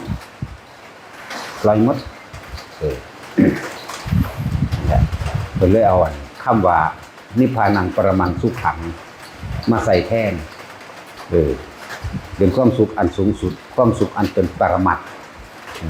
ปรมะสูงสุดสุดยอดบ่มีหยังเทียบอีกแล้วได้เอิ้นว่าปรมัตถ์นิพพานังปรมังสุขขังจะเอาคำว่าสุขก็มาปนอยู่ว่าอารมณ์โลกมันจะต้องเอาอารมณ์ความรู้สึกในความพอใจที่แต่ของมีทุกสิ่งทุกอย่างบ่ว่าสิยศถาบรรดาศักดิ์เงินทองความร่ำรวยลูกเต้าเล่าหลานในตระกูลเรียกว่ามีหลักมีฐานแต่ว่าความสุขของโลกอันนี้สิมีความเยือกยิ่งปนอยู่ในนั้นสิมีความรู้สึกว่าตัวเองเหนือหมดทุกคนเพิ่นก็เลยเอาตัวนี้มาไว้มาเว้าปนไปนำคำว่านิพพานังปรมังสุขขังมันเลยตัวนั้น มันเลยอารมณ์โลกแล้วแต่ว่าก็ต้องเอาคำสมมุติของโลกว่าสุขมาใส่น้ำเพื่อสิให้คนแสวงหาเพื่อสิให้ผู้ปฏิบัติถึงจังหวะความสุขที่เหนืออารมณ์ใดๆทั้งสิ้นทั้งปวงคือความสุขอันเกิดจากความไม่มีคือคนที่เราโดยลำดับคนที่แก่ที่เฒ่าแล้วลูกเต้าแล้วหลานตัวเองมีฐานะมีความพร้อมมีความสมบูรณ์แล้วเงินก็มีมากพอแล้วหลายๆยังมีความสมบูรณ์แล้วสิขาดแต่ว่าถึงแม้ว่าสิมีทุกอย่างแต่ว่าก็ยังมันยังสิแสวงหาอีกอย่างหนึ่งเลยคนที่บ่มีธรรมะก็คืออยากให้ลูกเต้าเราหลานมาเอาอกเอาใจมายกมายอหรือมีคนมาอยู่นำไผก็ได้ที่ผู้จ้างมาได้นะมาอยู่นำมีคนมาเอาอกเอาใจมีคนบ่มีธรรมะที่เป็นแบบนี้แต่ว่าคนมีธรรมะนี่มันสิค้นหาอีกทุกสิ่งทุกอย่างก็สมหวังเลิศแล้วบ่ฮู้ว่าสิหาไปหยังอีกแต่ว่ารู้สึกว่ามีอันสิ่งหนึ่งที่ขาดคือพยะสะความสุขของเพิ่นครบบริบูรณ์เบิดทุกอย่างยศถาบรรดาศักดิ์ความร่ำรวยปราสาท3ฤดูพยะสะลูกมหาเศรษฐีแต่ว่ายังมีอันนึงที่ขาดที่เป็นเราร้อนที่เป็นกังวลนั่นแหละผู้บารมีเพิ่นเต็มแล้วขาดอยู่ปัญญาอันนึงเท่านั้นเองคือยังแสวงหาอยู่ทั้งแสวงหาสิ่งที่บ่มีนั่นแหละเบิ่งที่ดินทรัพย์สมบัติทางดินดอนบ่อึดเฮ็ดบ่หวาดบ่ไหวเหลือเฟือเบิ่งขาดธาตุบริวารบ่อึดเหลือเฟือคือกันเบิ่งเงินเบิ่งทองเหลือเฟือจักสิเอามาหยังอีกแต่เขาสิแสวงหาสิ่งที่ขาดเนี่ยนั่นแหละคือพยาศาสตร์แบบนั้นพวกเฮามาเทียบเลยว่าผู้เฒ่าทุกสิ่งทุกอย่างมันก็มีความสมปรารถนาเบิดแล้วโดยโลกแต่ยังอยู่สิ่งหนึ่งที่เฮายังบ่มีก็คือความปล่อยวางของเฮาเองนั่นแหละมีอยู่สำหรับคนที่แสวงหาสิ่งนี้ถึงแม้ว่าจะน้อยแต่ก็มีอยู่นั่นแหละฉะนั้นเฮาบ่ต้องไปแสวงหาอยู่หม้องใดอีกเพราะพระศาสดาบอกไว้แล้วอยู่ในลมหายใจนั่นแหละรู้ตัวเองอยู่กับลมหายใจ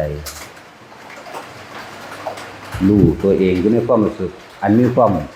เย็นเยือกลึกล้ำอยู่ในกระดานหน้าผากนั่นแหละผู้ฝึกดีแล้วผู้มาฝึกแล้วผู้เป็นแล้วอย่าถิ่มลมหายใจ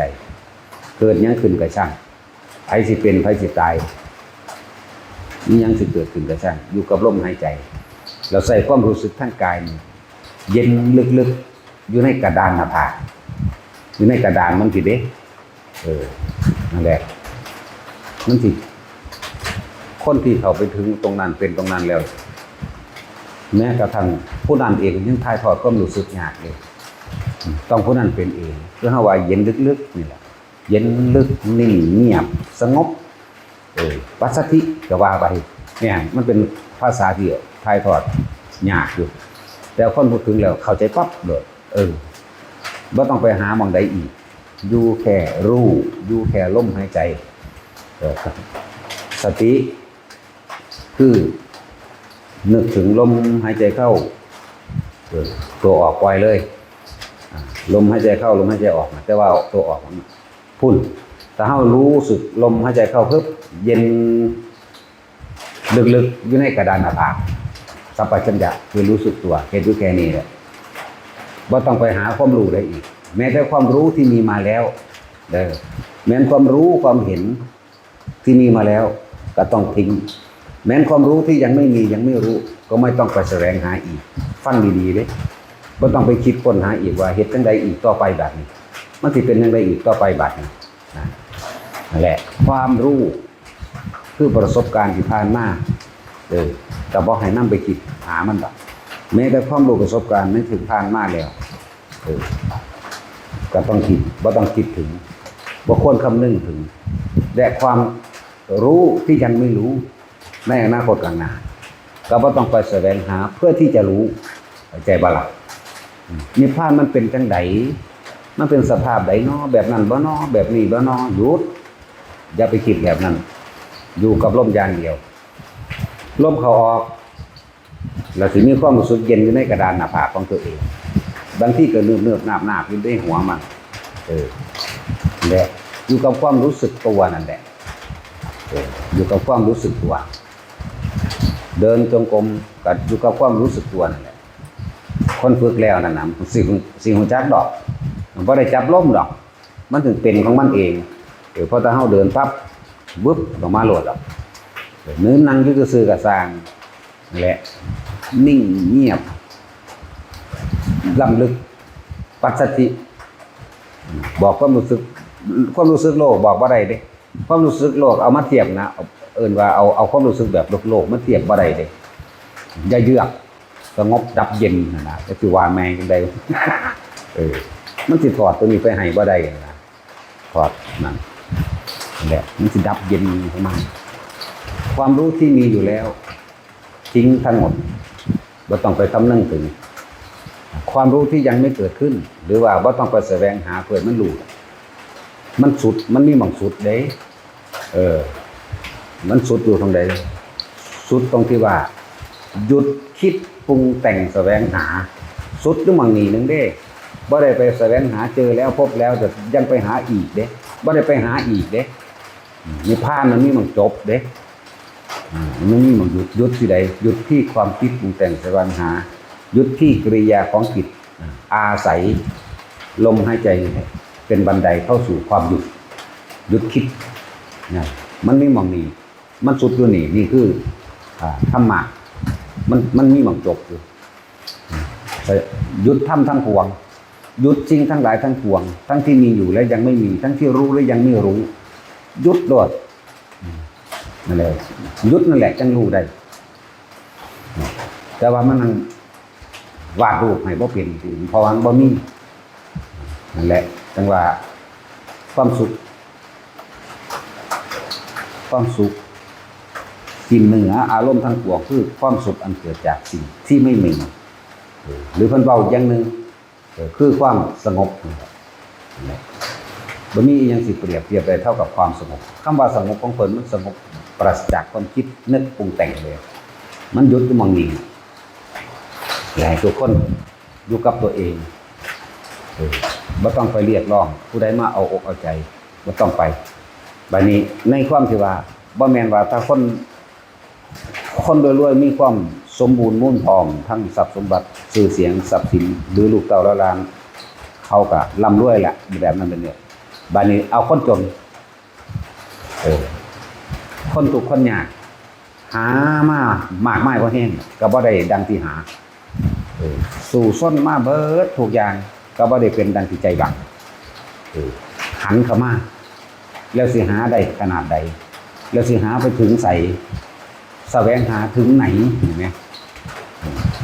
คนรวยกับเขาคือกันเด้คนบ่รวยกับเขานี่คือมีสิ่งที่เสมอกันเห็นบ่ความแก่ความชราได้มาเสมอกันลมหายใจมีอยู่เสมอกันและสิ่งที่เสมอกันคือความตายอีกเสมอกันหยุดการแสวงหาซะหยุดที่ตัวคิดคือกันเด้หยุดที่ตัวจิตตัวคิดคือกันนั่นแหละทั้งว่าบ่ต้องน้อยอกน้อยใจดอกแล้วก็บ่ต้องไปคำนึงในศาสตร์หน้าศาสตร์หลังใดๆทั้งสิ้นอีกมันบ่ต้องไปคำนึงศาสตร์หน้าศาสตร์หลังบ่ต้องไปโหยหาบ่ต้องไปท้อถอยบ่ต้องไปว้อยๆฟูมฟ้ายบ่ต้องไปโทษเวรโทษกรรมอีหยังกลับเข้ามาสู่ลมหายใจได้เสมอกันนะผู้เฒ่ารวยผู้เฒ่าทุกข์ผู้เฒ่ารวยทรัพย์สมบัติบ่ทุกอย่างกับผู้เฒ่าบ่รวยบ่สมบัติจักอย่างแต่ว่ามีสิ่งเสมอกันอยู่เด้ระหว่างรวยหรือบ่รวยจนหรือบ่จนความแก่ความเจ็บไข้ได้ป่วยลมหายใจเสมอกันความตายเสมอกันแล้วก็หยุดคิดได้เสมอกันด้วย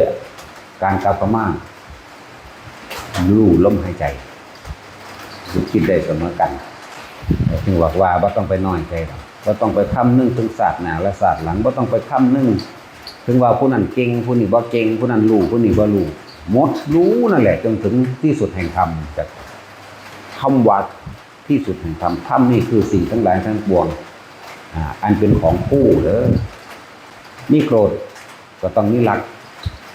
นี่แหละ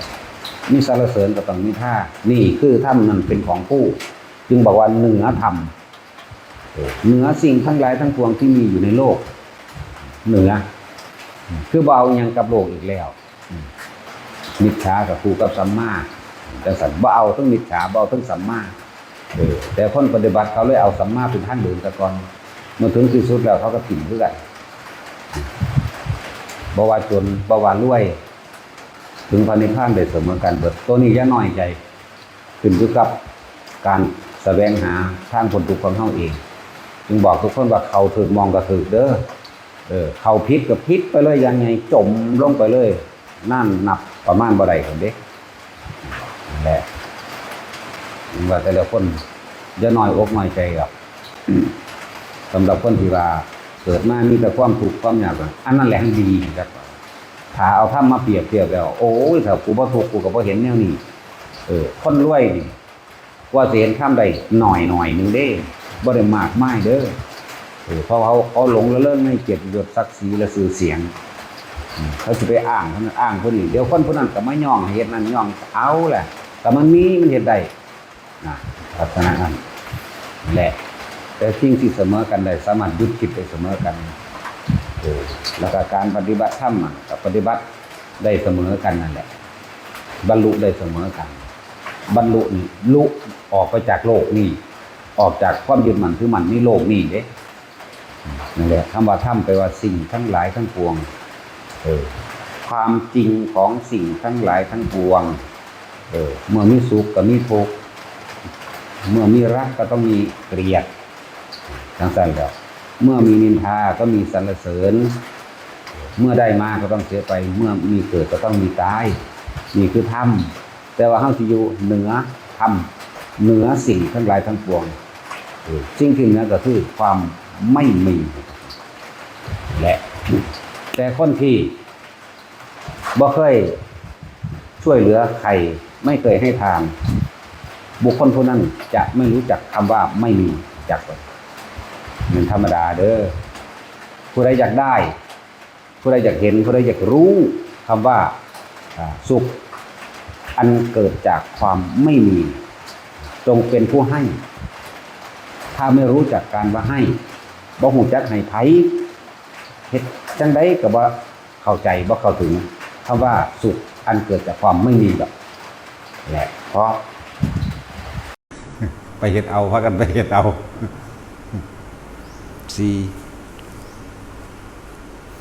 พากันไปเฮ็ดกุฏิเอาเองมาแล้วซะก่อนมันเด็ดบ่ทัน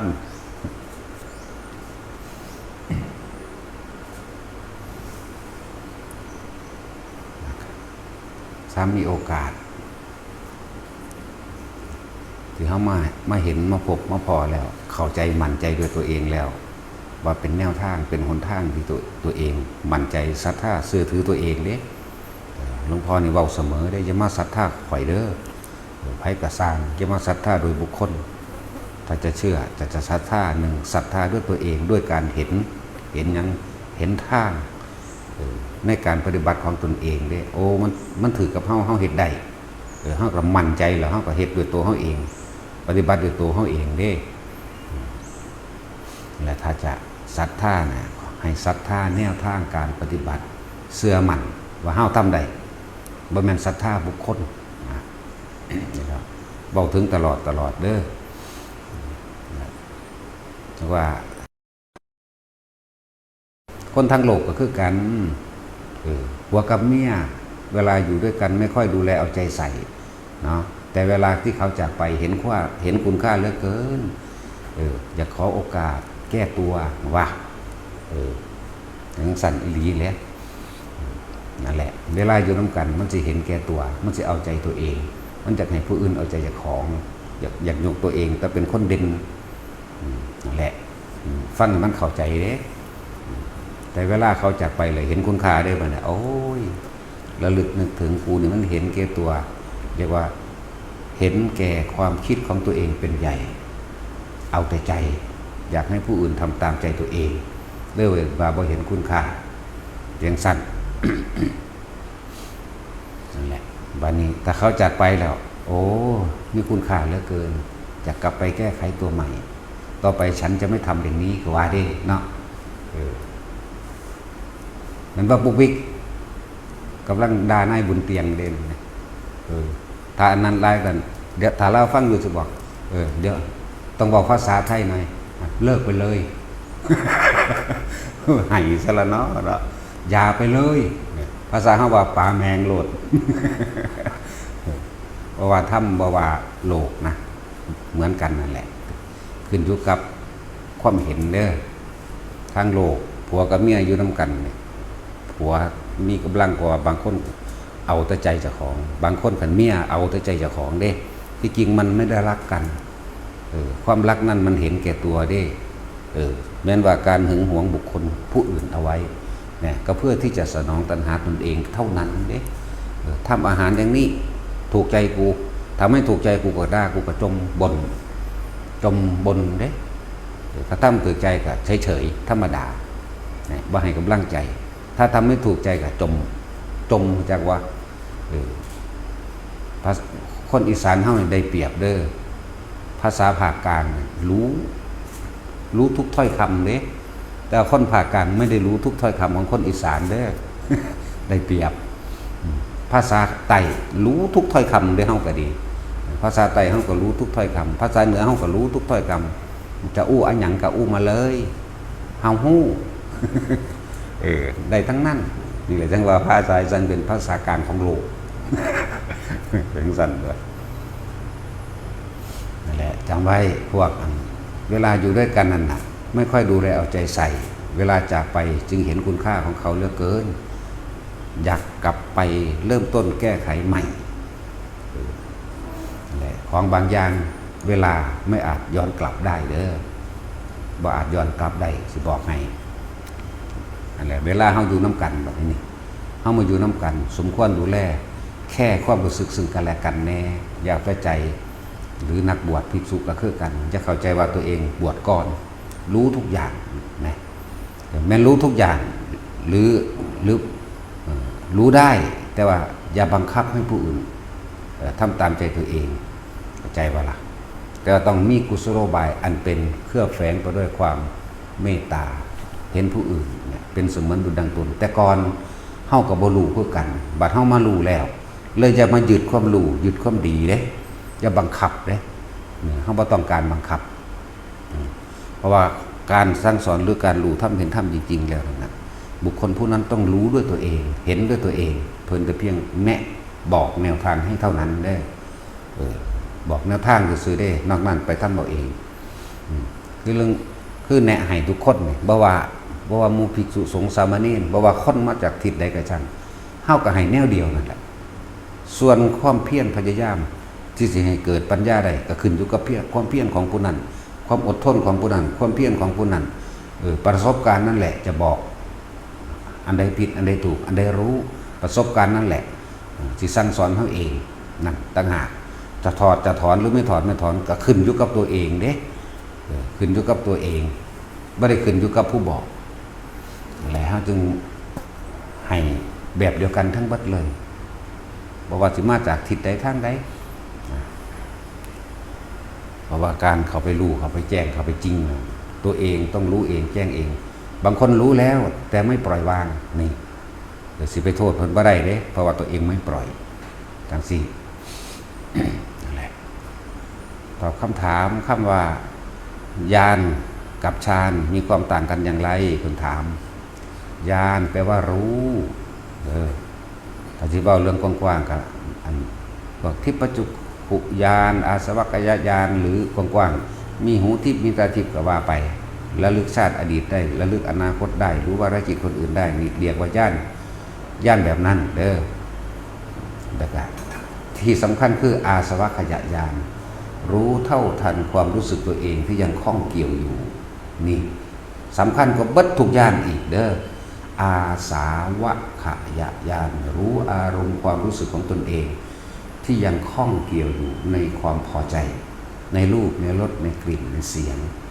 นี่ตัวนี้สำคัญกว่าเบิดทุกญาณอีกญาณหูทิพย์ญาณตาทิพย์ ระลึกชาติได้อดีตอนาคตหรือว่ารู้วรกิจผู้อื่นพูดภาษาสัตว์รู้นิรุตติหรือปฏิสัมภิทาทั้ง4แก่ชั้นไม่ได้สำคัญเท่ากับอาสาวขยญาณส่วนคำว่าฌานแปลว่าเพ่งอยู่ในอารมณ์ที่เป็นหนึ่งเป็นผู้มีจิตหนึ่งที่เพ่งอยู่ฌานแปลว่าเพ่งเพ่งนี่เอาบ่แม่นเอาตาส่วนประกอบเราคำว่าเพ่งกสินทั้งกับแมนอยู่นะแต่ว่านี่เขาหมายถึงใจที่นิ่งอยู่ในอารมณ์เป็นหนึ่งเป็นผู้มีจิตหนึ่งที่เพ่งอยู่เพื่อจะให้มันเกิดญาณนี่แหละญาณอย่างรู้ความคิดตัวเองกำลังคิดไปหาผู้นั้นดึงกลับมาอยู่ในอารมณ์ที่เป็นหนึ่งคิดถึงหาบุคคลผู้นั้นผู้นี้บุคคลที่รักมั่งบุคคลที่เกลียดมั่งบุคคลที่พึงมีผลประโยชน์ร่วมกันหรือบุคคลผู้ทำลายประโยชน์ร่วมกันมั่งจังสิรู้ดึงเข้ามาให้มันอยู่ในจิตหนึ่งที่เพ่งอยู่ดึงเข้ามาดูเข้าดูเขามันก็คอยเห็นอย่างเห็นอนิจจังความไม่เที่ยงแท้แน่นอนแม้ความคิดนี่ก็ไม่ใช่ของเรามันจะเห็นเข้าไปลึกล้ำเข้าไปเพราะคิดสิ่งหนึ่งแล้วก็ย่อมคิดถึงสิ่งหนึ่งเกิดจากสิ่งหนึ่งแล้วก็ดับจากสิ่งหนึ่งคือกันนี่แหละฌานจึงมีผลต่อญาณนะบาจากเราซับบาลีเห็นบ่มันได้แปลมันได้สงสัยอย่าคิดได้ว่าเขาบ่ได้เบิดนั่นแหละแต่ว่าคนมันบ่เข้าใจเรื่องบาจากเราเห็นบ่นะมีโหลดแต่เขาบอกญาณแน่ชาติแน่ยิ่งเราบาลีมากๆเนี่ยโอ้ยมันเสียเวลาในการแปลเบิ่งความรู้สึกจากของโหลดไผก็ดี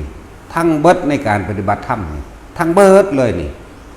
ดูความรู้สึกตัวเองยังมีความพอใจกับสิ่งใดสิ่งหนึ่งอยู่หรือไม่ท่อนี่นี่แหละอาสวะขยักกันเลยเบิ่งอารมณ์ความรู้สึกอารมณ์มันจะเกิดจากการคิดก็คือมาจากสัญญาอยากได้ดังใจอยากได้เป็นแบบนั้นอยากให้เป็นแบบนี้นั่นเองความรู้สึกเก่า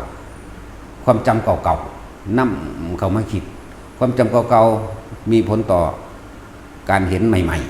ๆจากว่าล่ะเห็นบุคคลหนึ่งย่างมาบ่เคยรู้จักกันก็ช่างเห็นปั๊บงามปั๊บเลยเพราะมีผลจากความรู้สึกเก่าๆว่าเราชอบแบบนี้วันเห็นปุ๊บสั่งเลยนั่นคืออดีตเก่าๆสัญญาเก่าๆที่ว่ากูไม่ชอบแบบนี้เห็นปุ๊บไม่ต้องคิดไม่ต้องนึกเพราะต้องอาศัยการเพ่งอยู่ในอารมณ์ที่เป็นหนึ่งเข้าใจบ้างนี่แหละเขาเน้นเอาเลยเด้เขาเน้นเอามองนี่เลยรู้ทันรู้เขานั่นละย่านก็เลยรู้ท่านความคิดเจ้าของรู้ท่านความคิดเจ้าของบ่คิดปรุงแต่งต่อไปอารมณ์ความรู้สึกในความพอใจและไม่พอใจเกิดไม่ได้พบดับนี่แหละจึงบอกว่าให้ตั้งอยู่ในอารมณ์ที่เป็นหนึ่งจึงบอกว่าทรงฌานเด้อเจริญฌานเด้อด้วยอานาปานสติคือลมหายใจเข้าออกอย่าหนีออกจากกายเนี่ยลมหายใจก็คือกายในกายอันหนึ่งเมื่อเพ่งอยู่ในลมหายใจคือในกายอันหนึ่งแล้วมันก็จะค่อยๆเกิดความคิดไปก็จะเห็นความรู้สึกและจะเห็นเวทนาและในเวทนาลึกๆอีกอันหนึ่งเห็นบ่ล่ะคือความพอใจกับไม่พอใจนั่นแหละตัวเกิดพอใจกับไม่พอใจนั่นแหละบัดนี้จิตในจิตคิดขึ้นหน้าที่สติกำกับจิตแยกมันออกโอ้ยความคิดอันนี้ก็ยังบ่เป็นของเฮาความคิดนี่คิดถึงสิ่งนั้นมีความพอใจกับบ่พอใจเอาไปมาควบคุมจิตได้ด้วยสติเลยกำกับความคิดได้จึงไม่ดูเพ่งอยู่ในอารมณ์ที่เป็นหนึ่งเมื่อเพ่งอยู่สุดท้ายแล้วมันก็ปล่อยของมันเองดอกกับสิ่งทั้งหลายทั้งปวงเรียกว่าธรรมคือความจริงของสิ่งทั้งหลายทั้งปวงที่มีความเกิดขึ้นเป็นธรรมดามีความแตกดับเป็นธรรมดาแต่เราเข้าไปยึดมั่นถือมั่นมีความทุกข์และความเกิดเป็นธรรมดาคือกันนั่นแหละธรรมบัดนี้มันก็เห็นธรรมในธรรมคือลึกถึงการปล่อยวางทั้งโลกิยธรรมหรือโลกุตระธรรมปล่อยทั้งสองไม่เอาอะไรสักอย่างเหนือโลกเหนือธรรมออกจากโลกเป็นคำเว้าดิออกจริงๆมันกะไม่มีความรู้สึก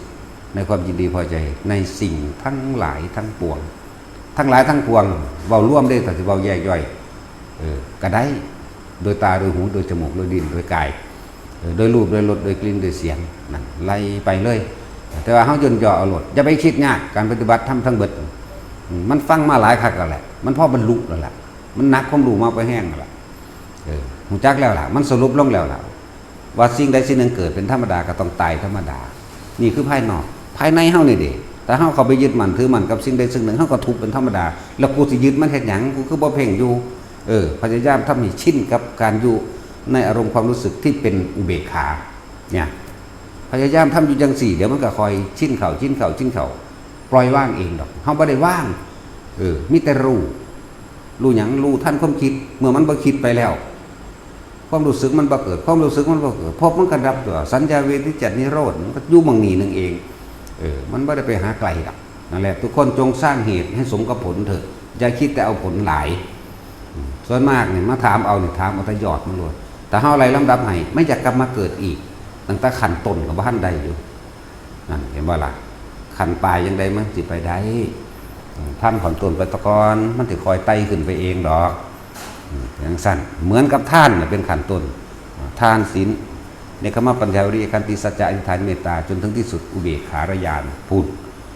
ถ้าบ่เก่ามันได้แหลกขี่ที่อยู่สิไปเอานิพพานได้จังไดเอาจังสั้นแล้วบางคนขี่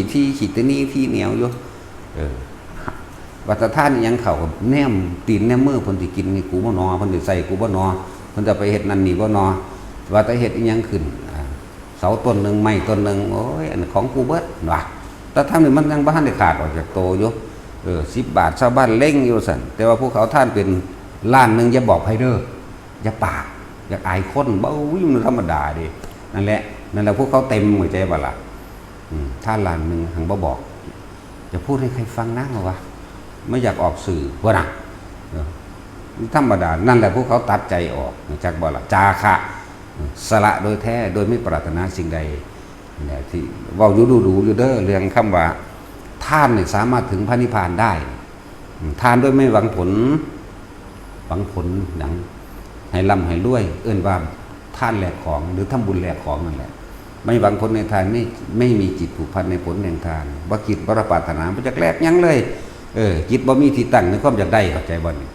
ท่านขาดปุดไปเลยบ่ต้องเป็นเครื่องประดับจิตบ่ต้องแต่งบริขารจิตนั่นมันยังคิดอยู่จักว่าล่ะขาดไปเลยบ่ต้องคิดปั้วไปโลดฮู้อยู่ตัวว่าเอาไปเฮ็ดประโยชน์แน่ฮู้อยู่ตัวว่าเพิ่นเอาไปเฮ็ดหยังจะสิเก็บกวางไว้เผาหัวมันบ่ว่าล่ะมันไม่ได้ว่านั่นเด้นั่นแหละขาดปุดไปโลดบ่ได้หวังผลในทานบ่มีจิตผูกพันในผลแห่งทานเพราะไม่มีความปรารถนาใดๆทั้งสิ้นเมื่อจิตสุดท้ายเขาตายแล้วความคิดความนึกของเขาไม่มีแต่ว่าเป็นจิตที่มีอุเบกขาอยู่ถึงแม้นว่ามันจะมีอุเบกเป็นความรู้สึกที่ว่าอุเบกขาอยู่นั่นเป็นความรู้สึกที่บ่เอาหยังอีแล้วกูแต่ว่าก็ยังมีความรู้สึกอันนึงที่คลุ้มอยู่บ่ท่านเขาถึงตัวนั้นกระช่างแต่ว่าเขาตายไปสู่พรหมกายิกาเมื่อเบิดอายุจากพรหมกายิกาย่อมเข้าสู่สุทธาวาสเมื่อเข้าสู่สุทธาวาสแล้วย่อมเข้าสู่ปรินิพพานดับข้างบนเลยเด้เนี่ยพวกนี้เกิดแล้วตายไปลำดับไปเลยเลื่อนลำดับไปเกิดจากพรหมขันธ์แรกไปสู่พรหมขันธ์สุทธาวาส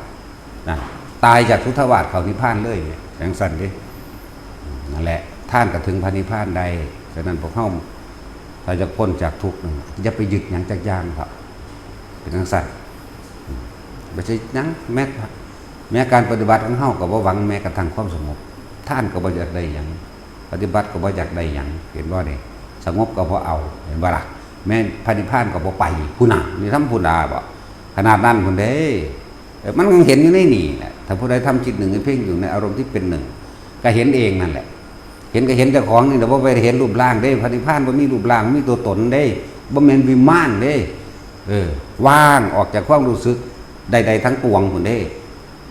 มันก็บอกได้แต่ซ้ำนี่แหละของมันว่าเป็นรูปร่างเลยจังซั่นแหละมันก็บอกได้แต่ซ้ำนี่แหละนอกนั้นเฮ็ดไปผู้ใดถึงแล้วก็รู้เองนั่นละปัจจตังของคนบ่นั้นนั่นแหละเบิ่งเจ้าของเนี่ยเน้นเสมอเว้าประจำเน้นเจ้าของเด้อจะไปเบิ่งผู้อื่นอันใดบ่แม่นเรื่องข้อขาดบาดตายอย่าไปยุ่งกับเขาถอยออกมาการทำความดีคือกันถ้ามันบ่ทำลายเบียดเบียนผู้ใดเสียชีวิตทรัพย์สินทั้งคนและสัตว์เฮ็ดไปเถอะแม้นเขาสิใส่ซื่อให้เฮาว่าจังได๋ก็ช่างเฮ็ดไปเลยเฮ็ดจนว่ามันเลียนหัวออกคุณผู้มันอิจฉาเข้าใจว่าล่ะเป็นจังซั่น นั่นแหละการทำความดีตัวนี้เฮาก็บ่ได้หวังดีหมายถึงว่าเอาผลแห่งดีเฮ็ดซื่อๆจักว่าเฮ็ดซื่อๆได้นี่เฮ็ดซื่อๆอยู่ผู้ใดสิมาเว้าใส่ให้ว่าจังได๋ให้มันเว้าโลดให้มันเว้าจนเลียนหัวมันออกเข้าใจว่าล่ะเฮามักเป็นจังซี่อยู่จังซั่นแหละ เพราะเขาเห็นคุณค่าของเรารู้จักบ่เขาให้คุณค่าเฮาเด้เด้อเวลาบุคคลอื่นที่ทำให้เฮาโกรธให้เฮาเกลียดจะไปเบิ่งเขาไหมเข้าใจบ่จะไปว่าโอ้ยกูไปเฮ็ดแมงหยังผิดเด้มึงก็มาบอกกับกูจังซี่อย่าไปเฮ็ดจังซั่นแหมหันเข้ามาเบิ่งนี่กูยึดติดหยังหนอนี่พี่ได้ตัวเฮาให้มาเบิ่งเจ้าของกูติดดีกูอยากให้เขาว่าดีตัวนี่โอ้ยทำดีแล้วเอาดีด่าเจ้าของตัวสารเลวมึงยังอยากเกิดบ่พี่ตัวบ่แม่นว่าหนุ่มแมงหยังกับกูบ่แม่นนะกูไปเฮ็ดหยังเดือดร้อนเดี๋ยวนี้บ่แม่นสิไปสู้กันเอาชนะกันเด้ให้เอาชนะอารมณ์ความรู้สึกของตัวเองที่มีมาแล้วเก่าๆและสัญญาจากเวลาจึงได้กระช่างเถอะถ้ายังคิดถึงอดีตอยู่เกิดทั้งนั้นถ้าบ่สามารถละอดีตได้เกิดทั้งนั้นจักบ่ล่ะสัญญาเวทิจิตะนิโรธนึกถึงเรื่องเก่าๆเบิดนั่นแหละที่อยากให้เขาว่าดีคือเรื่องเก่าๆอยากอ้างอยากอวดว่าเจ้าของดีนั่นเองเข้าใจบ่ล่ะนั่นแหละมึงบอกอยู่กับตัวเองมากๆเถอะจะมาที่บ่ต้องมาหาทำดีเอาหน้ากับไผดอกไผสิว่าดีบ่ดีก็สร้างแมงกูหยังเข้าใจบ่ล่ะห้องง่ายๆนี่เด้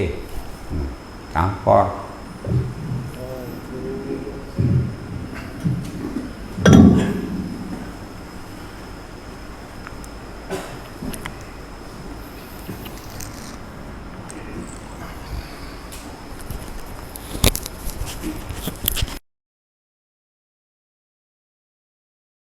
ตามความเป็นจริงได้ธรรมะนี่บ่แม่นความเชื่อแต่ว่าเป็นความจริงบ่แม่นแค่ว่าเป็นความเชื่อเด้เป็นความจริงแล้วก็บ่ต้องแล้วธรรมะนี่บ่เป็นของชนชาติศาสนาใดๆทั้งสิ้นเป็นความจริงของทุกชีวิตสรรพสัตว์และสัตว์โลกทั้งเบิดคนทั้งเบิดนี่เฮาบ่ได้แบ่งแยกเลยบ่มีพุทธบ่มีคริสต์บ่มีอิสลามบ่มีใดๆทั้งสิ้นทุกคนเสมอภาคด้วยกันทั้งเบิดเลยแยกแยะบ่ออกดอกแม่นแยกก็เป็นแค่ความเห็นหรือความเข้าไปยึดมั่นถือมั่นพวกสิแยกว่าเป็นพุทธเป็นคริสต์เป็นอิสลามเป็นฮินดูเป็นเส้นอิหยังก็แล้วแต่นั่นคือความยึดมั่นถือมั่นนั่นคือความเข้าไปติดอยู่ในคำว่าอัตตาตัวตนพูดถึงว่าความจริงของทุกชีวิตสรรพสัตว์ทุกคนนี่เกิดมาทั้งเบิดนี่เกิดมาแก่เกิดมาเก็บปวดป่วยเกิดมาตายเสมอกันแยกบ่ออกเลยบ่ได้เกี่ยวกับว่าศาสนาใดพุทธคริสต์อิสลามฮินดูเสมอกันเบิดเกิดแก่เจ็บตายเสมอกันพวกเขาทั้งหลายในโลกนี่เป็นเพื่อนกันเด้เพื่อนเกิดเพื่อนแก่เพื่อนเก็บเพื่อนตายเสมอกันและในจิตใต้สำนึกหรือความปรารถนาลึกๆของทุกชนชาติศาสนาทุกชนชาติศาสนามีความปรารถนาว่าให้อยู่ดีกินดีมีอาหารกินเพียงพอมีที่อยู่อาศัยมีเครื่องนุ่งห่มเจ็บไข้ได้ป่วยก็มียารักษาโรคพ่อประทังชีวิตไปแค่เพียงตายแค่ซ้ำตายถึงเด้และทุกชีวิตทุกชนชาติศาสนาถึงความจริงแล้วบ่มีชนชาติบ่มีศาสนาบ่มีใดทั้งสิ้นทุกคนนี่บ่ต้องการให้ผู้ใดเข้ามาเบียดเบียนทำลายตัวเองให้เสียชีวิตและทรัพย์สินบ่ได้เกี่ยวกันเลยกับพุทธคริสต์อิสลามบ่มีผู้ใดต้องการที่จะให้ผู้อื่นมาเบียดเบียนตัวเองมาทำลายชีวิตของตัวเองมายึดทรัพย์มาเฮ็ดให้เสียชีวิตและทรัพย์สินในตัวเองบ่มีผู้ใดต้องการถูกฆ่าถูกลักถูกข่มขืนใจถูกขี่ตัวโกหกบ่มีผู้ใดต้องการม่อมเมาไผนี่แหมคือความจริงของทุกชนชั้นซึ่งบ่ได้เรียกว่าชนชั้นแต่เฮาเว้าให้เพื่อเกิดความเข้าใจซื่อๆว่าบ่มีชนชาติศาสนาใดๆทั้งสิ้นแต่ว่าทุกคนเป็นสัตว์ทั้งเบิดสัตว์คือผู้ยึดติดผู้ยึดมั่นแต่ว่าโดยจิตใต้สำนึกโดยความปรารถนาลึกๆของทุกคนเลย ของทุกคนเลยทุกชีวิตสัตว์บ่ว่าแต่มนุษย์หรือสัตว์เดรัจฉานเขาก็ต้องการอาหาร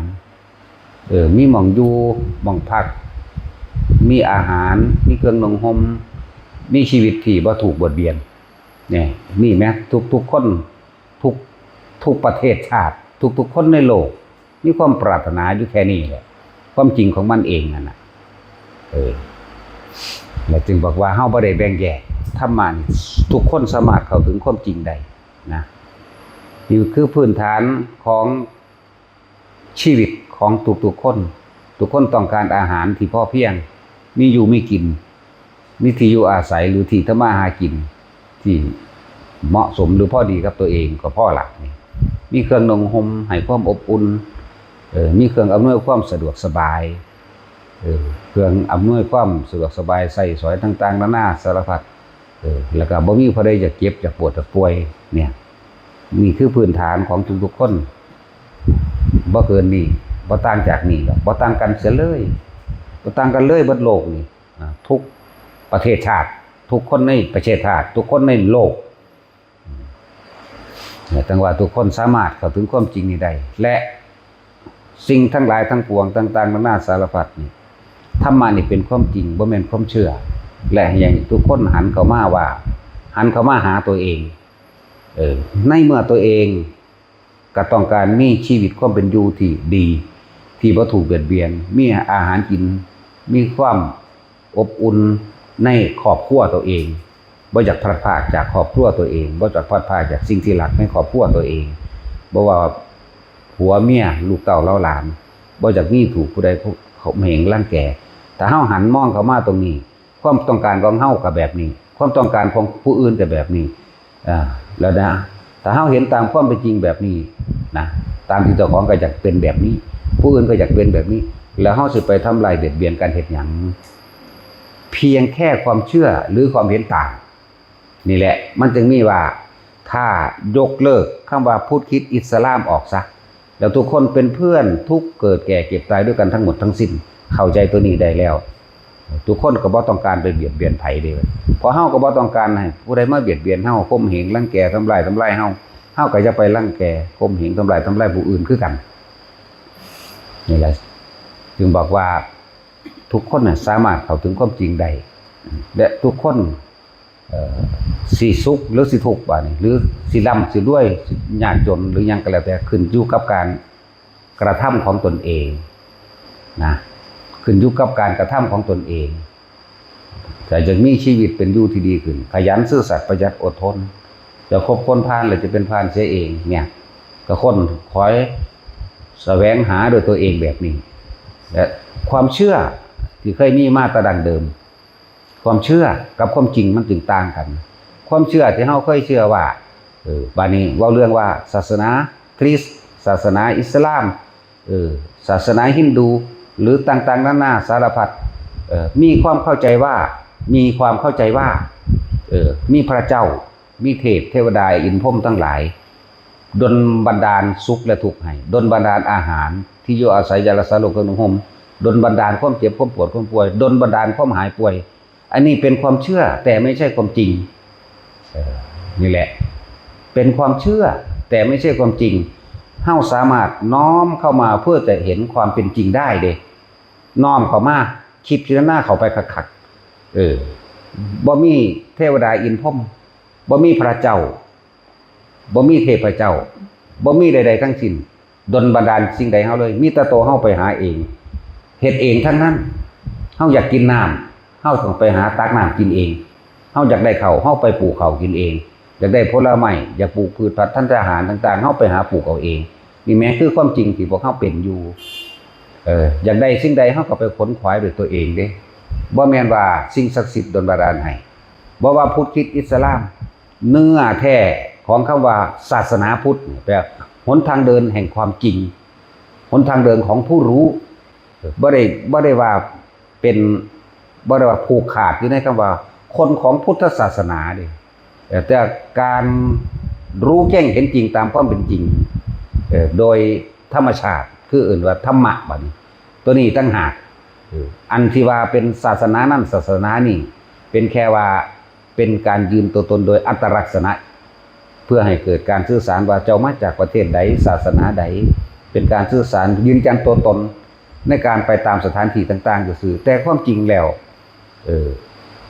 ทุกคนบ่มีตัวตนเจ้าคนสุดท้ายทุกคนก็ต้องตายนี่นะเพียงแต่ว่าเป็นความเชื่อเป็นความเห็นความเชื่อความเห็นจึงบอกว่าทุกคนเนี่ยเป็นเพื่อนกันเพื่อนเกิดเพื่อนแก่เพื่อนเจ็บเพื่อนตายบ่ได้แบ่งแยกว่าศาสนาใดทั้งสิ้นศาสนามันเป็นอย่างหนึ่งที่ตั้งขึ้นยืนยันตัวตนอย่างหนึ่งซื่อๆดอกแต่ถ้าผู้ใดพาสมมุติเรานี่เข้าไปได้แล้วไปเห็นความเป็นจริงแล้วบ่มีคือธรรมะเสมอกันคือความจริงของทุกชีวิตสรรพสัตว์เสมอกันที่เกิดแก่เจ็บตายเสมอกันพลาดพลาดจากสิ่งที่รักเสมอกันนะบ่มีผู้ใดอยากให้ไผไปฆ่าลูกเจ้าของฆ่าพ่อฆ่าแม่เจ้าของบ่มีผู้ใดอยากให้ไปพลัดพรากอยากไปทำลายบ่มีเลยนี่คือความปรารถนาของทุกชีวิตนี่แหละบ่เกี่ยวกับศาสนาเลยบัดนั่นแหละจังว่าเปรียบเสมือนดวงอาทิตย์นี่ก็บ่มีไผเป็นเจ้าของมันเด้ให้แสงสว่างเสมอกันทุกคนถ้าเข้าถึงดวงอาทิตย์ถ้ารู้แจ้งตามความเป็นจริงแล้วมันสิบ่มีการแบ่งแยกมันสิมีแต่ความเห็นอกเห็นใจซึ่งกันและกันทุกคนก็รักตัวเองคือกันนี่รักใดเสมอด้วยรักตนไม่มีจะคือเขาว่าเฮารักกับของเองเฮาก็บ่ต้องการให้ผู้ใดมาเบียดเบียนทำลายเฮาเฮ็ดให้เฮาเสียชีวิตและทรัพย์สินตลอดบุคคลที่เรารักคือกันแล้วเฮาก็จะไปเฮ็ดเขานี่ทั้งในเมื่อตัวเองก็สงสารตัวเองเมตตาตนเองเป็นแล้วการความเข้าถึงความจริงตัวนี้ได้ความรักตัวเองได้เฮาก็เลยเกิดกลายเป็นว่าแผ่ความจริงตัวนี้ออกไปผู้อื่นให้ผู้อื่นคือกันได้คือเฮาก็บ่ไปเบียดเบียนทำลายให้ผู้ใดผู้หนึ่งเสียชีวิตทรัพย์สินได้และจึงบอกว่าธรรมะนี่เป็นความจริงของทุกชีวิตสัตว์และทุกคนสามารถเข้าถึงได้เปิดความไม่รู้ออกจากความเห็นเก่าๆเปิดความคิดเห็นที่เคยฟังเนี่ยในจิตใจว่ามีพระเจ้ามีพระอินทร์มีพระพรหมมีสิ่งศักดิ์สิทธิ์มีเทวะทั้งหลายที่ดลบันดาลนั้นนี่ให้เลิกความเห็นตัวนี้ออกแล้วเฮาสิเห็นความจริงง่ายๆอยากกินน้ำย่างไปตักกินเองบ่แม่นว่าให้สิ่งศักดิ์สิทธิ์ดลบันดาลให้หาอยู่หากินหาเงินหาทองเฮาก็หาโดยตัวเฮาเองบ่มีสิ่งศักดิ์สิทธิ์ใดบ่มีเทพเจ้าบ่มีพระเจ้าบ่มีสวะบ่มีอีสวนบ่มีใดๆทั้งสิ้นที่สิมาดลบันดาลยังไงเฮาถ้าเฮาแค่เห็นความจริงตัวนี้ได้ความเสื่อเก่าๆความหวาดกลัวอิทธิพลของเทวะนิยมต่างๆอิทธิพลของพระเจ้าอิทธิพลของพระอินทร์พระพรหมอิทธิพลของนาคอิทธิพลของสิ่งศักดิ์สิทธิ์อิทธิพลของความเสื่อต่างๆสิถูกเปิดออกความกลัวจะหายไปเหลือแต่ความจริงความกลัวหายไปเหลือแต่ความจริงมันความจริงแล้วก็คืออยากได้สิ่งใดให้เฮ็ดเอาแม่นบ่ล่ะเลยจังว่าทุกคนเปิดสมองเปิดปัญญาเปิดความเห็นรับรู้เข้ามาแล้วก็พิจารณาใครควรตามความเป็นจริงเถอะ จังว่าทุกเฮาบ่ได้แบ่งแยกพุทธคริสต์อิสลามเป็นเพื่อนเกิดแก่เก็บตายด้วยกันทั้งหมดทั้งสิ้นพุทธคริสต์อิสลามปรารถนาความสุขเสมอกันบ่อยากให้ไผมาเบียดเบียนเสมอกันอยากใช้ชีวิตอย่างมีปกติความสุขนี่เป็นพื้นฐานของมันพื้นฐานของความจริงของทุกชีวิตแล้วบ่ว่าคนบ่ว่าสัตว์เหมือนกันต่างหากแต่ถ้าลึกเข้าไปบัดนี้ถ้าลึกเข้าไปนี่แหละจังว่าถ้าลึกเข้าไปในการมองเห็นอัตตาตัวตนลึกเข้าไปในความเห็นแก่ตัวของเฮาเองในความว่าอยากถอดถอนอัตตาตัวตนอยากถอดถอนความบ่กลับมาเกิดในโลกนี้อีกแต่จังมองเห็นความเห็นแก่ตัวของตัวเอง คือความยึดมั่นถือมั่นความยึดติดคือความเป็นหลงเขาในอารมณ์ในความอยากได้ดังใจลึกเข้าไปในนี่เป็นเรื่องเฉพาะตนเข้ามาแล้วนี่น้อมเข้ามาสู่ตนถ้าเฮาจะพ้นจากการเวียนว่ายตายเกิดบัดนี้เฮาก็น้อมเข้ามาหาตัวเองเฮาเพราะความเห็นแก่ตัวเดียวนั่นแหละสักกายทิฏฐิก็คือความเห็นแก่ตัวนั่นแหละคือความเข้ามายึดตัวเองต้องเด่นตัวเองต้องใหญ่ตัวเองต้องมีอำนาจกว่าหมู่ตัวเองต้องรู้กว่าหมู่ตัวเองต้องถูกกว่าหมู่ทุกสิ่งทุกอย่างฉันคนเดียวที่ถูกคนอื่นผิดเลิกออกนี่แหละคือความยึดมั่นถือมั่นเลิกตัวนี้ออกจึงบอกว่าปัจจตังนี่เป็นคนน้อมเข้ามาให้รู้ได้เฉพาะตนของตนเองบัดนี้ให้เห็นตัวนี้พวกเฮาสุขก็เพราะว่าความยึดมั่นถือมั่นความเข้าไปติดพวกเฮาทุกข์ก็เพราะว่าความยึดมั่นถือมั่นคือปรารถนาสุขนั่นเองนั่นแหละแต่เฮาเห็นคำว่าเห็นแก่ตัวในตัวเองดอกมันก็เริ่มยอมรับความจริงเวลาเฮาบ่ได้ดังใจบ่ได้ดังใจเพราะว่าความอยากได้ดังใจมันเลยเป็นทุกข์มันเลยทำให้เกิดเหตุการณ์ทำร้ายและเบียดเบียนให้ผู้อื่นเสียชีวิตและทรัพย์สินแล้วก็เกิดก่อคำว่ากรรมคือการกระทำสิ่งใดผลแห่งการกระทำสิ่งนั้นย่อมสะท้อนกลับมาหาตนบัดนี้นึกถึงความเป็นจริงได้บ่ได้เกี่ยวกับพระเจ้าบ่ได้เกี่ยวกับใดทั้งสิ้นถ้าเฮาเข้าไปลักเอาของบุคคลผู้ใดผู้หนึ่งลักรถมาได้ความกังวลเราร้อนใจเกิดอยู่กับเจ้าของเองเด้ตัวเองทำเองเด้น่ะไม่ใช่ผู้อื่นทำให้เห็นบ่ล่ะนี่เอาแค่ง่ายๆนี่แหมเฮาไปฆ่าคนการกระทำของเฮาเองอารมณ์ของเฮาเองย่อมมาฝังอยู่ในใจอยู่ในความรู้สึกมีความหวาดหวั่นคันคามมีความเกรงมีความกลัวหยังย่านเขาจับได้ย่านถูกฆ่าคืนย่านติดคุกหลายสารพัดอันนี้แหมนี่แหละคำว่ากรรมหรือผลของกรรมคือการกระทำของตัวเองสนองย้อนขึ้นมาหาตัวเองโกหกผู้อื่นได้แต่โกหกตัวเองไม่ได้นี่แหมยอมรับความเป็นจริงตัวนี้นะและยังว่าความเห็นแก่ตัวทำได้ทุกอย่างบัดนี้เฮามาเห็นความจริงที่เฮากะจากมีชีวิตแค่ว่ามีอาหารกินสมบูรณ์พูนสุขมีสุขภาพที่ดีมีที่อยู่อาศัยที่ดีมีญาติพี่น้องที่ดีมีหมู่พวกที่ดีเฮาก็ยังปรารถนาตัวนี้แน่นี่ความจำเป็นคือความจริงโดยชีวิตทุกคนก็แค่นี้แหละบ่มีหยังมากทุกศาสนาบัดนี้ทุกชนชาติทุกศาสนาถ้าเฮาก็ฮู้ความจริงตัวนี้แล้วเปิดออกซะไอ้ความเชื่อที่ได้ยินได้ฟังสืบต่อกันมาเปิดออกลื้อถอนมันออกเลิกมันออกความเชื่อที่ได้ยินได้ฟังสืบต่อกันว่าไม่เทวดาเทพเทวดาอินพรหมสิ่งศักดิ์สิทธิ์ทั้งหลายเทพเจ้าหรือพระเจ้าต่างๆเทพผลิตต่างๆที่ดลบันดาลนั้นนี่เฮาได้เปิดทิ่มเลิกทิ่มเสีย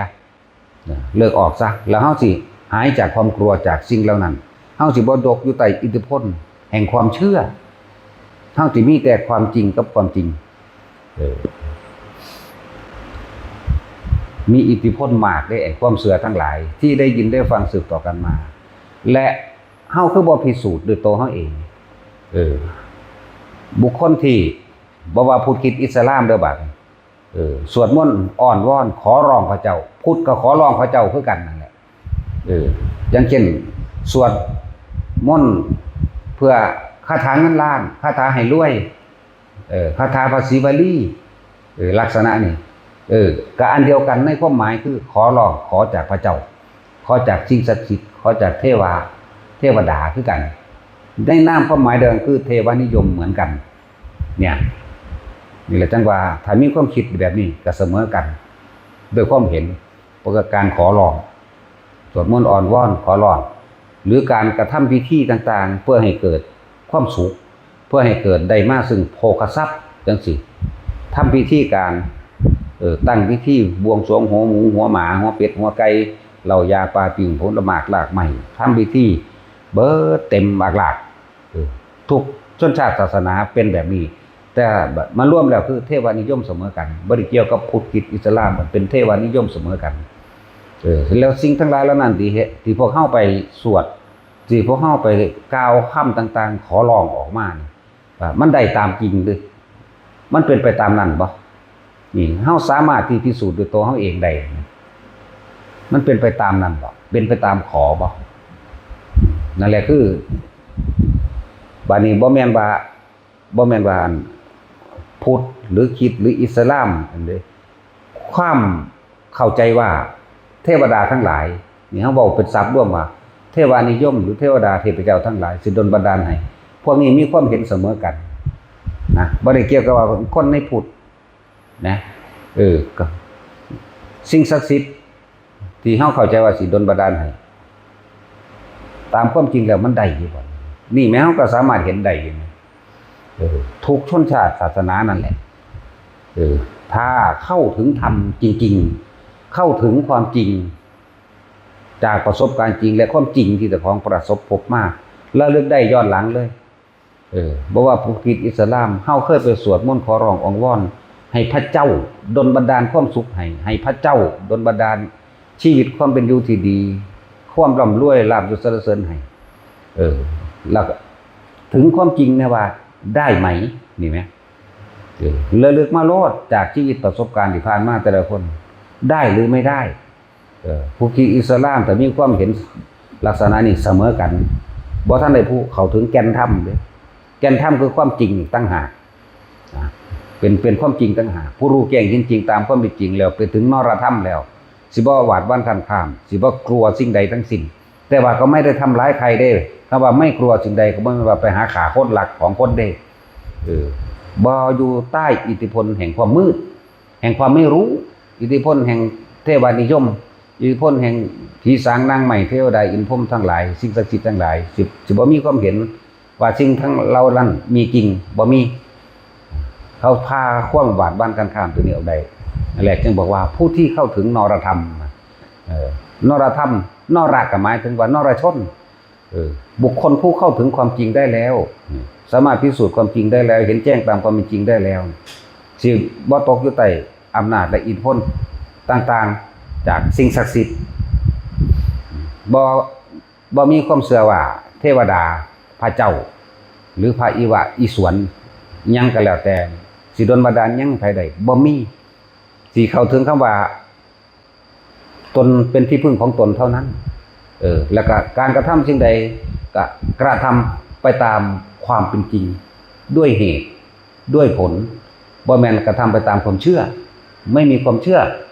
เข้าไปคือความปนตัวนี้นี่แหละจึงบอกว่าธรรมะทุกคนสามารถเข้าถึงได้เปรียบเสมือนดึงดังว่าแสงสว่างแห่งพระอาทิตย์เมื่อพระอาทิตย์เกิดขึ้นความมืดย่อมหายไปถ้าทุกคนเลิกเชื่อเข้าใจว่าเลิกเชื่อเห็นตามความเป็นจริงซะระลึกได้ทุกคนตะเกิดมากคุณระลึกได้การขอร้องอ่อนวอนบ่มีผลอย่างการทำพิธีถวายของและประกอบพิธีใดๆในการขจัดปัดเป่าบ่มีผลอย่างนะนั่นแหละเอาความจริงของชีวิตเจ้าของเอง นั่นคือว่าบ้านนี้ถ้าจะพูดถึงว่าการทำสมาธินี่ก็บ่แม่นว่าของศาสนาพุทธเป็นของทุกๆคนที่สามารถเข้าถึงได้คริสต์อิสลามสามารถเข้าถึงความสงบได้สมาธินี่แปลว่าจิตตั้งมั่นในความสงบบ่ได้มาผูกขาดว่าพุทธเด้ไผก็เฮ็ดได้ตะกี้บ่มีศาสนาดอกนั่นบ่ล่ะเพียงแค่ว่ามาตั้งให้มันเป็นสื่อเพื่อให้เกิดการสื่อสารได้เข้าใจง่ายซื่อๆเด้ศาสนาพุทธจังซี่นี่แหละจึงว่าพระพุทธเจ้าก็ไม่ใช่ตัวตนบุคคลสัตว์สิ่งของพระพุทธเจ้าพระธรรมเป็นคำว่าตถาตาหรือสัมมาสัมพุทธะแห่งตถาตาคือความเป็นธรรมชาติความเป็นธรรมชาติมันจำเป็นของมันเช่นนั้นเป็นไปตามเหตุปัจจัยและผลนี่ต่างหากพระพุทธเจ้าไม่ใช่สัตว์ไม่ใช่บุคคลไม่ใช่สิ่งของแต่ว่าเป็นธรรมชาติอันหนึ่งที่เกิดตามเหตุตามปัจจัยของมันและเหตุให้ทุกคนสามารถเข้าถึงเหตุและผลได้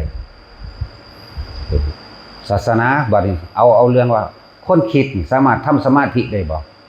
ได้เพียงแต่ว่านำหลัก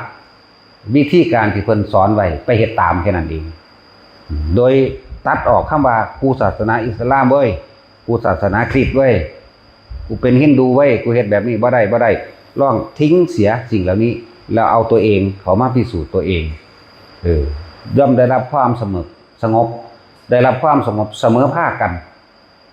ถ้าจะพูดถึงว่าความสิ้นไปแห่งการเวียนว่ายตายเกิดความสิ้นไปแห่งอารมณ์ความสิ้นไปแห่งความยึดมั่นถือมั่นเสมอกันได้เบิดบ่ได้ว่าบ่ได้เกี่ยวกับศาสนาได้บัดถ้าทุกคนเห็นตามความเป็นจริงได้แล้วไม่เกี่ยวกับศาสนาใดๆทั้งสิ้นแต่ว่าเป็นธรรมเสมอภาคกันเข้าถึงความจริงเสมอภาคกันทำความสงบได้เสมอภาคกันปล่อยว่างได้เสมอภาคกันบ่ได้มาผูกขาดว่าพุทธคิดอิสลามเด้บ่ได้ผูกขาดคนพุทธไปละหมาดได้บ่ก็ได้แน่คนอิสลามมาสวดมนต์ได้บ่อะระหังสัมมาได้บ่ก็ได้เพียงแต่ว่าความเห็นคำว่าเป็นอัตตาตัวตนนี่มันกดทวงเอาไว้ในความเชื่อผิดต่อพระเจ้าเห็นบ่ผิดต่อพระเจ้าผิดต่อเทวะผิดต่อนั่นผิดต่อนี่ที่จริงบ่ผิดลองเฮ็ดพิสูจน์ด้วยตัวเองลองเบิ่งโดดภัยก็ดีอิสลามก็เราเบิ่งอะระหังสัมมาสัมพุทโธภควาก็ว่าลองเบิ่งดูพวกเฮาก็เองสไลมาไรกุมมแน่เฮาคือบ่ผิดหยังนี่เฮาก็ว่าเป็นคือกันแม่เฮาก็บ่เป็นคือกันเนี่ยคือบ่ผิดหยังบ่มีแนวผิดมันเป็นแค่ความเชื่อซื่อๆเด้แต่ความจริงบ่มีหยังผิดเลยเฮาก็เว้าได้คือกันเฮาก็ว่าเป็นนั่นแหละจังว่าเลิกความเห็นสิ่งทั้งหลายถอนลูกศรออกซะที่มันปักหมุดในความเสื่อกดดันความเห็นซึ่งจริงๆบางคนที่เขาอยู่ในศาสนาอิสลามหรือคริสต์หรือพุทธกระช่างทีนี้จังสิถอนออกได้เด้ถอนความเห็นผิดๆแล้วนี่ออกได้นะแล้วเฮาสิเป็นอิสระจากความเชื่อบ่มีหยังเฮ็ดหยังเฮาได้ดอกเนี่ยจังบอกว่าคำว่าธรรมะนี่แปลว่าความจริงของทุกชีวิตสรรพสัตว์และทุกชีวิตสรรพสัตว์นี่พวกเราเนี่ยไม่ได้แบ่งแยกกันเด้พวกเราเป็นเพื่อนกันในโลกนี่เพื่อนเกิดเพื่อนแก่เพื่อนเจ็บเพื่อนตายเสมอกันเบิดเลยบ่มันแบ่งแยกอยู่บ่เกิดแก่เจ็บตายบัด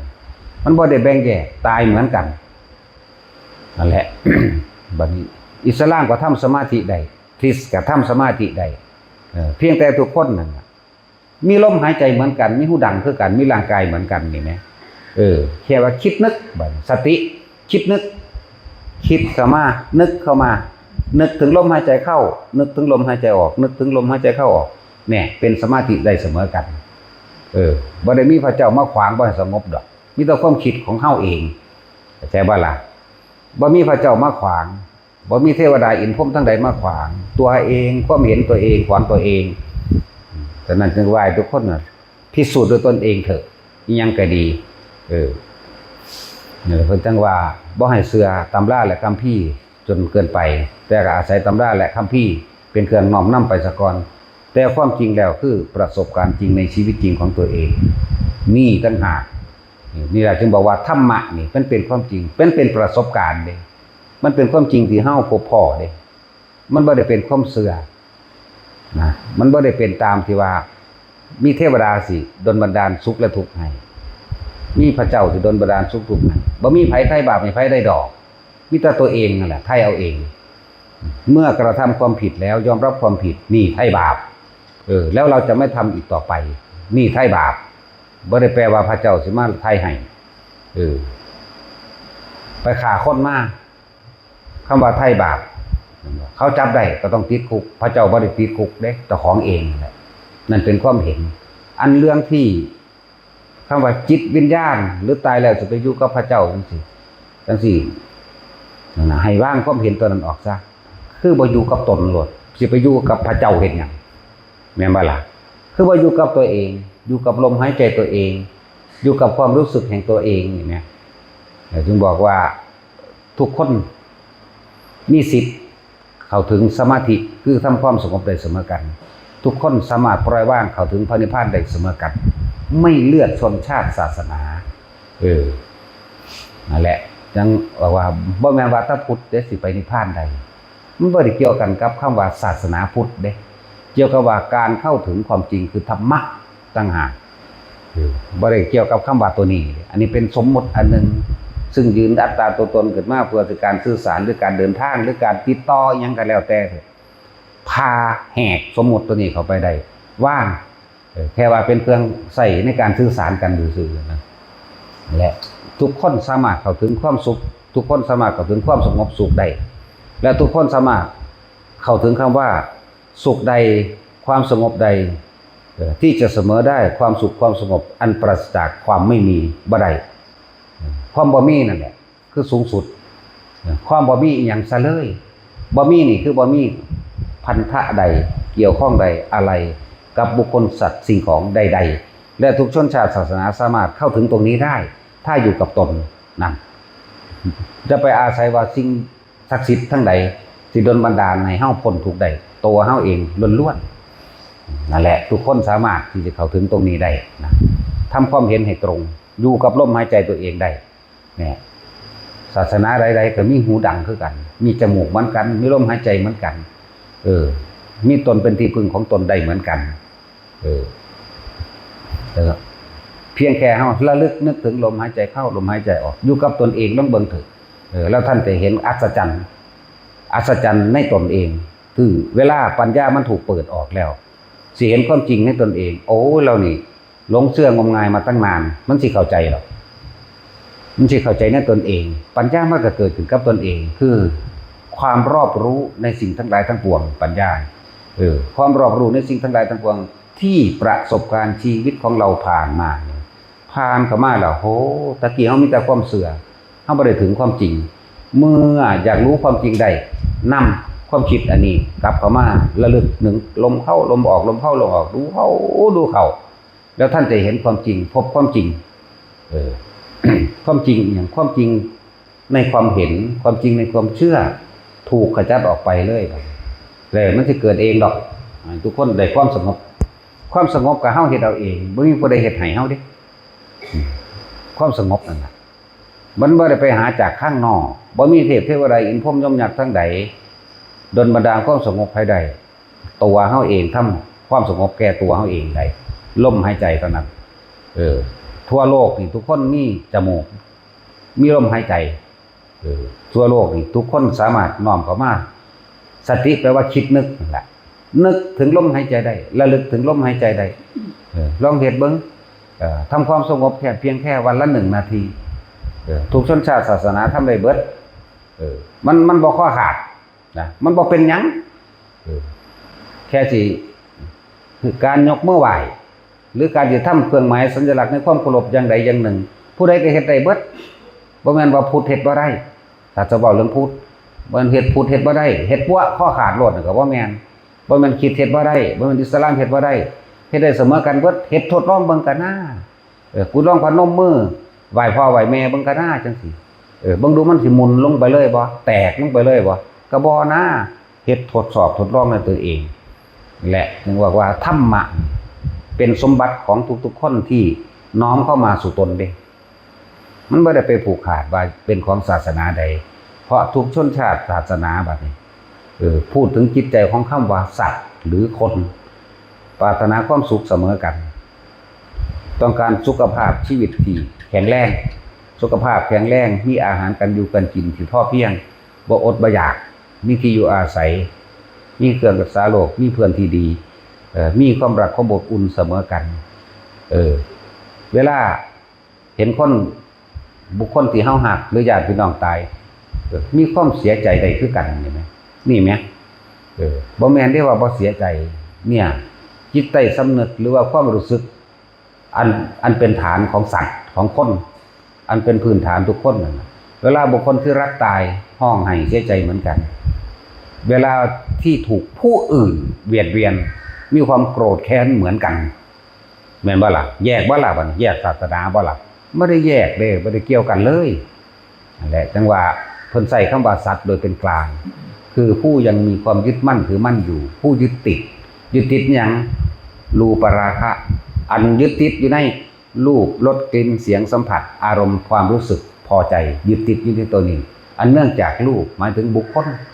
คลสัตว์สิ่งของเนี่ยชาวมองลึกเข้ามาบุคคลสัตว์สิ่งของทั้งหลายนี่ล้วนแล้วแต่เกิดขึ้นเป็นธรรมดาแล้วก็เคลื่อนไหวหาความจีรังอย่างยืนบ่ได้เปลี่ยนแปลงไปถึงสู่ความแตกดับนี่ทุกคนเกิดมาตายคือกันตายคือกันเฮ็ดจังใดเฮาสิบ่ทุกข์เฮาต้องเข้าถึงความจริง ความจริงที่เฮาเข้าไปยึดมันถือมันบ่อยากให้บุคคลนี้ตายบ่อยากให้บุคคลนี้พัดพรากบ่อยากให้บุคคลนี้ป่วยถ้าเฮาเข้าถึงความจริงแล้วเป็นธรรมดาสิ่งทั้งหลายทั้งปวงเกิดขึ้นแล้วหาความจีรังอย่างยืนบ่ได้สิ่งทั้งหลายทั้งปวงเกิดขึ้นแล้วล้วนแล้วแต่ไหลเข้าสู่เดินทางเข้าสู่ความแตกความดับความตายถ้าเฮาเห็นตัวนี้มันสิถอนลูกศรลูกศรคือความยึดมั่นถือมั่นลูกศรคืออารมณ์ความยินดีพอใจลูกศรคือตัวนี้และรูปราคะอันเนื่องจากรูปเป็นบุคคลสัตว์สิ่งของภายนอกอรูปราคะเป็นอารมณ์ความรู้สึกที่เข้าไปยึดในรูปในรสในกลิ่นในเสียงสัมผัสร่วมแล้วคืออารมณ์ความรู้สึกเนี่ยแต่เฮาเห็นตรงนี้ได้นั่นน่ะก็ถอนออกได้เลยถึงบอกว่าทุกคนน่ะเข้าสู่ความไม่กลับมาเกิดได้อีกเสมอกันนิพพานแปลว่าหยังดับเย็นดับความกระวนกระวายเร่าร้อนในความคิดของตนดับความกระวนกระวายเร่าร้อนในความคิดเห็น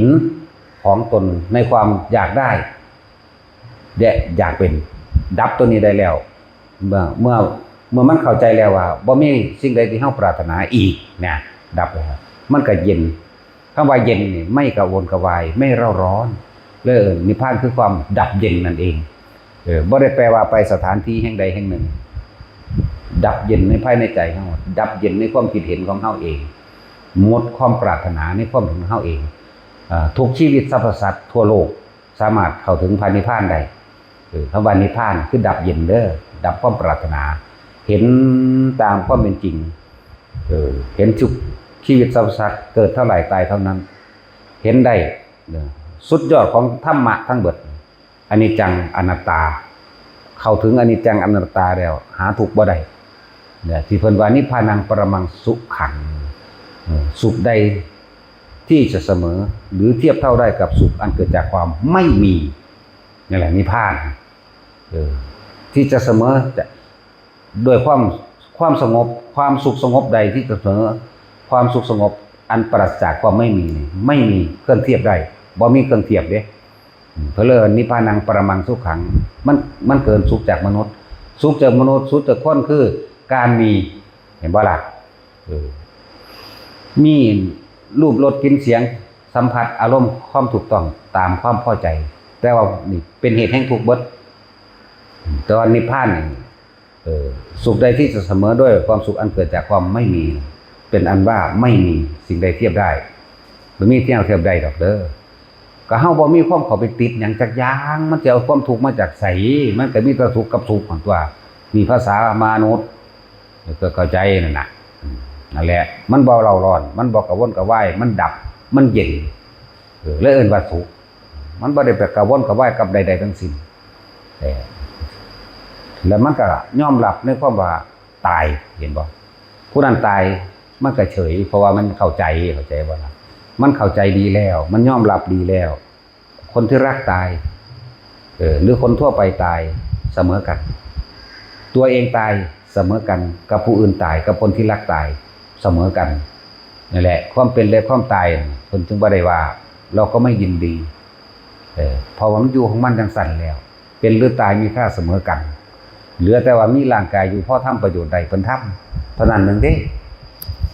นั่นแหละจังว่าแต่ละคนสามารถเข้าถึงได้นี่บ่ได้เกี่ยวกับชนชาติศาสนาใดๆทั้งสิ้นเพราะธรรมะนี่เป็นของที่ทุกคนสามารถเข้าถึงได้แม้กระทั่งด้วยความเห็นวางความเห็นแล้วเข้าถึงได้ด้วยความจริงคือการกระทำเข้าถึงได้เสมอกันหมดทุกคนสามารถทำสมาธิได้เหมือนกันบ่ได้เกี่ยวกับชนชาติศาสนามีธรรมะแปลว่าความจริงหรือผู้ใดเป็นเจ้าของดวงอาทิตย์อยู่บ่ก็บ่มีแต่ทุกคนก็อาศัยความสว่างจากดวงอาทิตย์นั่นแหละนี่ก็เหมือนกันถ้าเฮาน้อมเข้าไปเพื่อที่จะศึกษาผู้นั้นก็ได้เหมือนกันได้แสงสว่างเหมือนกันได้ความจริงเหมือนกันเห็นทางได้เหมือนกันจึงบอกว่าพวกเฮาบ่มีดอกพูดคิดอิสลามพวกเฮานี่เป็นเพื่อนทุกข์เกิดแก่เก็บตายด้วยกันทั้งหมดทั้งสิ้นสามารถทำความสงบได้เสมอกันสามารถปล่อยวางได้เสมอกันถึงนิพพานได้เสมอกัน ถึงแม้นเขาจะว่าเข้าใจคำว่านิพพานมาต้นแต่เฮาแปลให้แล้วว่าง่ายๆดับเย็นดับความกระวนกระวายเร่าร้อนในความอยากได้อยากดีอยากมีอยากเป็นบ่มีแล้วเนี่ยเลื่อนว่าดับเย็นนิพพานแปลว่าดับเย็นไม่ใช่สถานที่ไม่ใช่ที่มีพระเจ้าไม่ใช่ที่มีพระอินทร์พระพรหมบ่มีนะแต่ว่าไม่มีสิ่งใดที่ตกค้างในหัวใจของเราเลยนะนิพพานเอาละพอ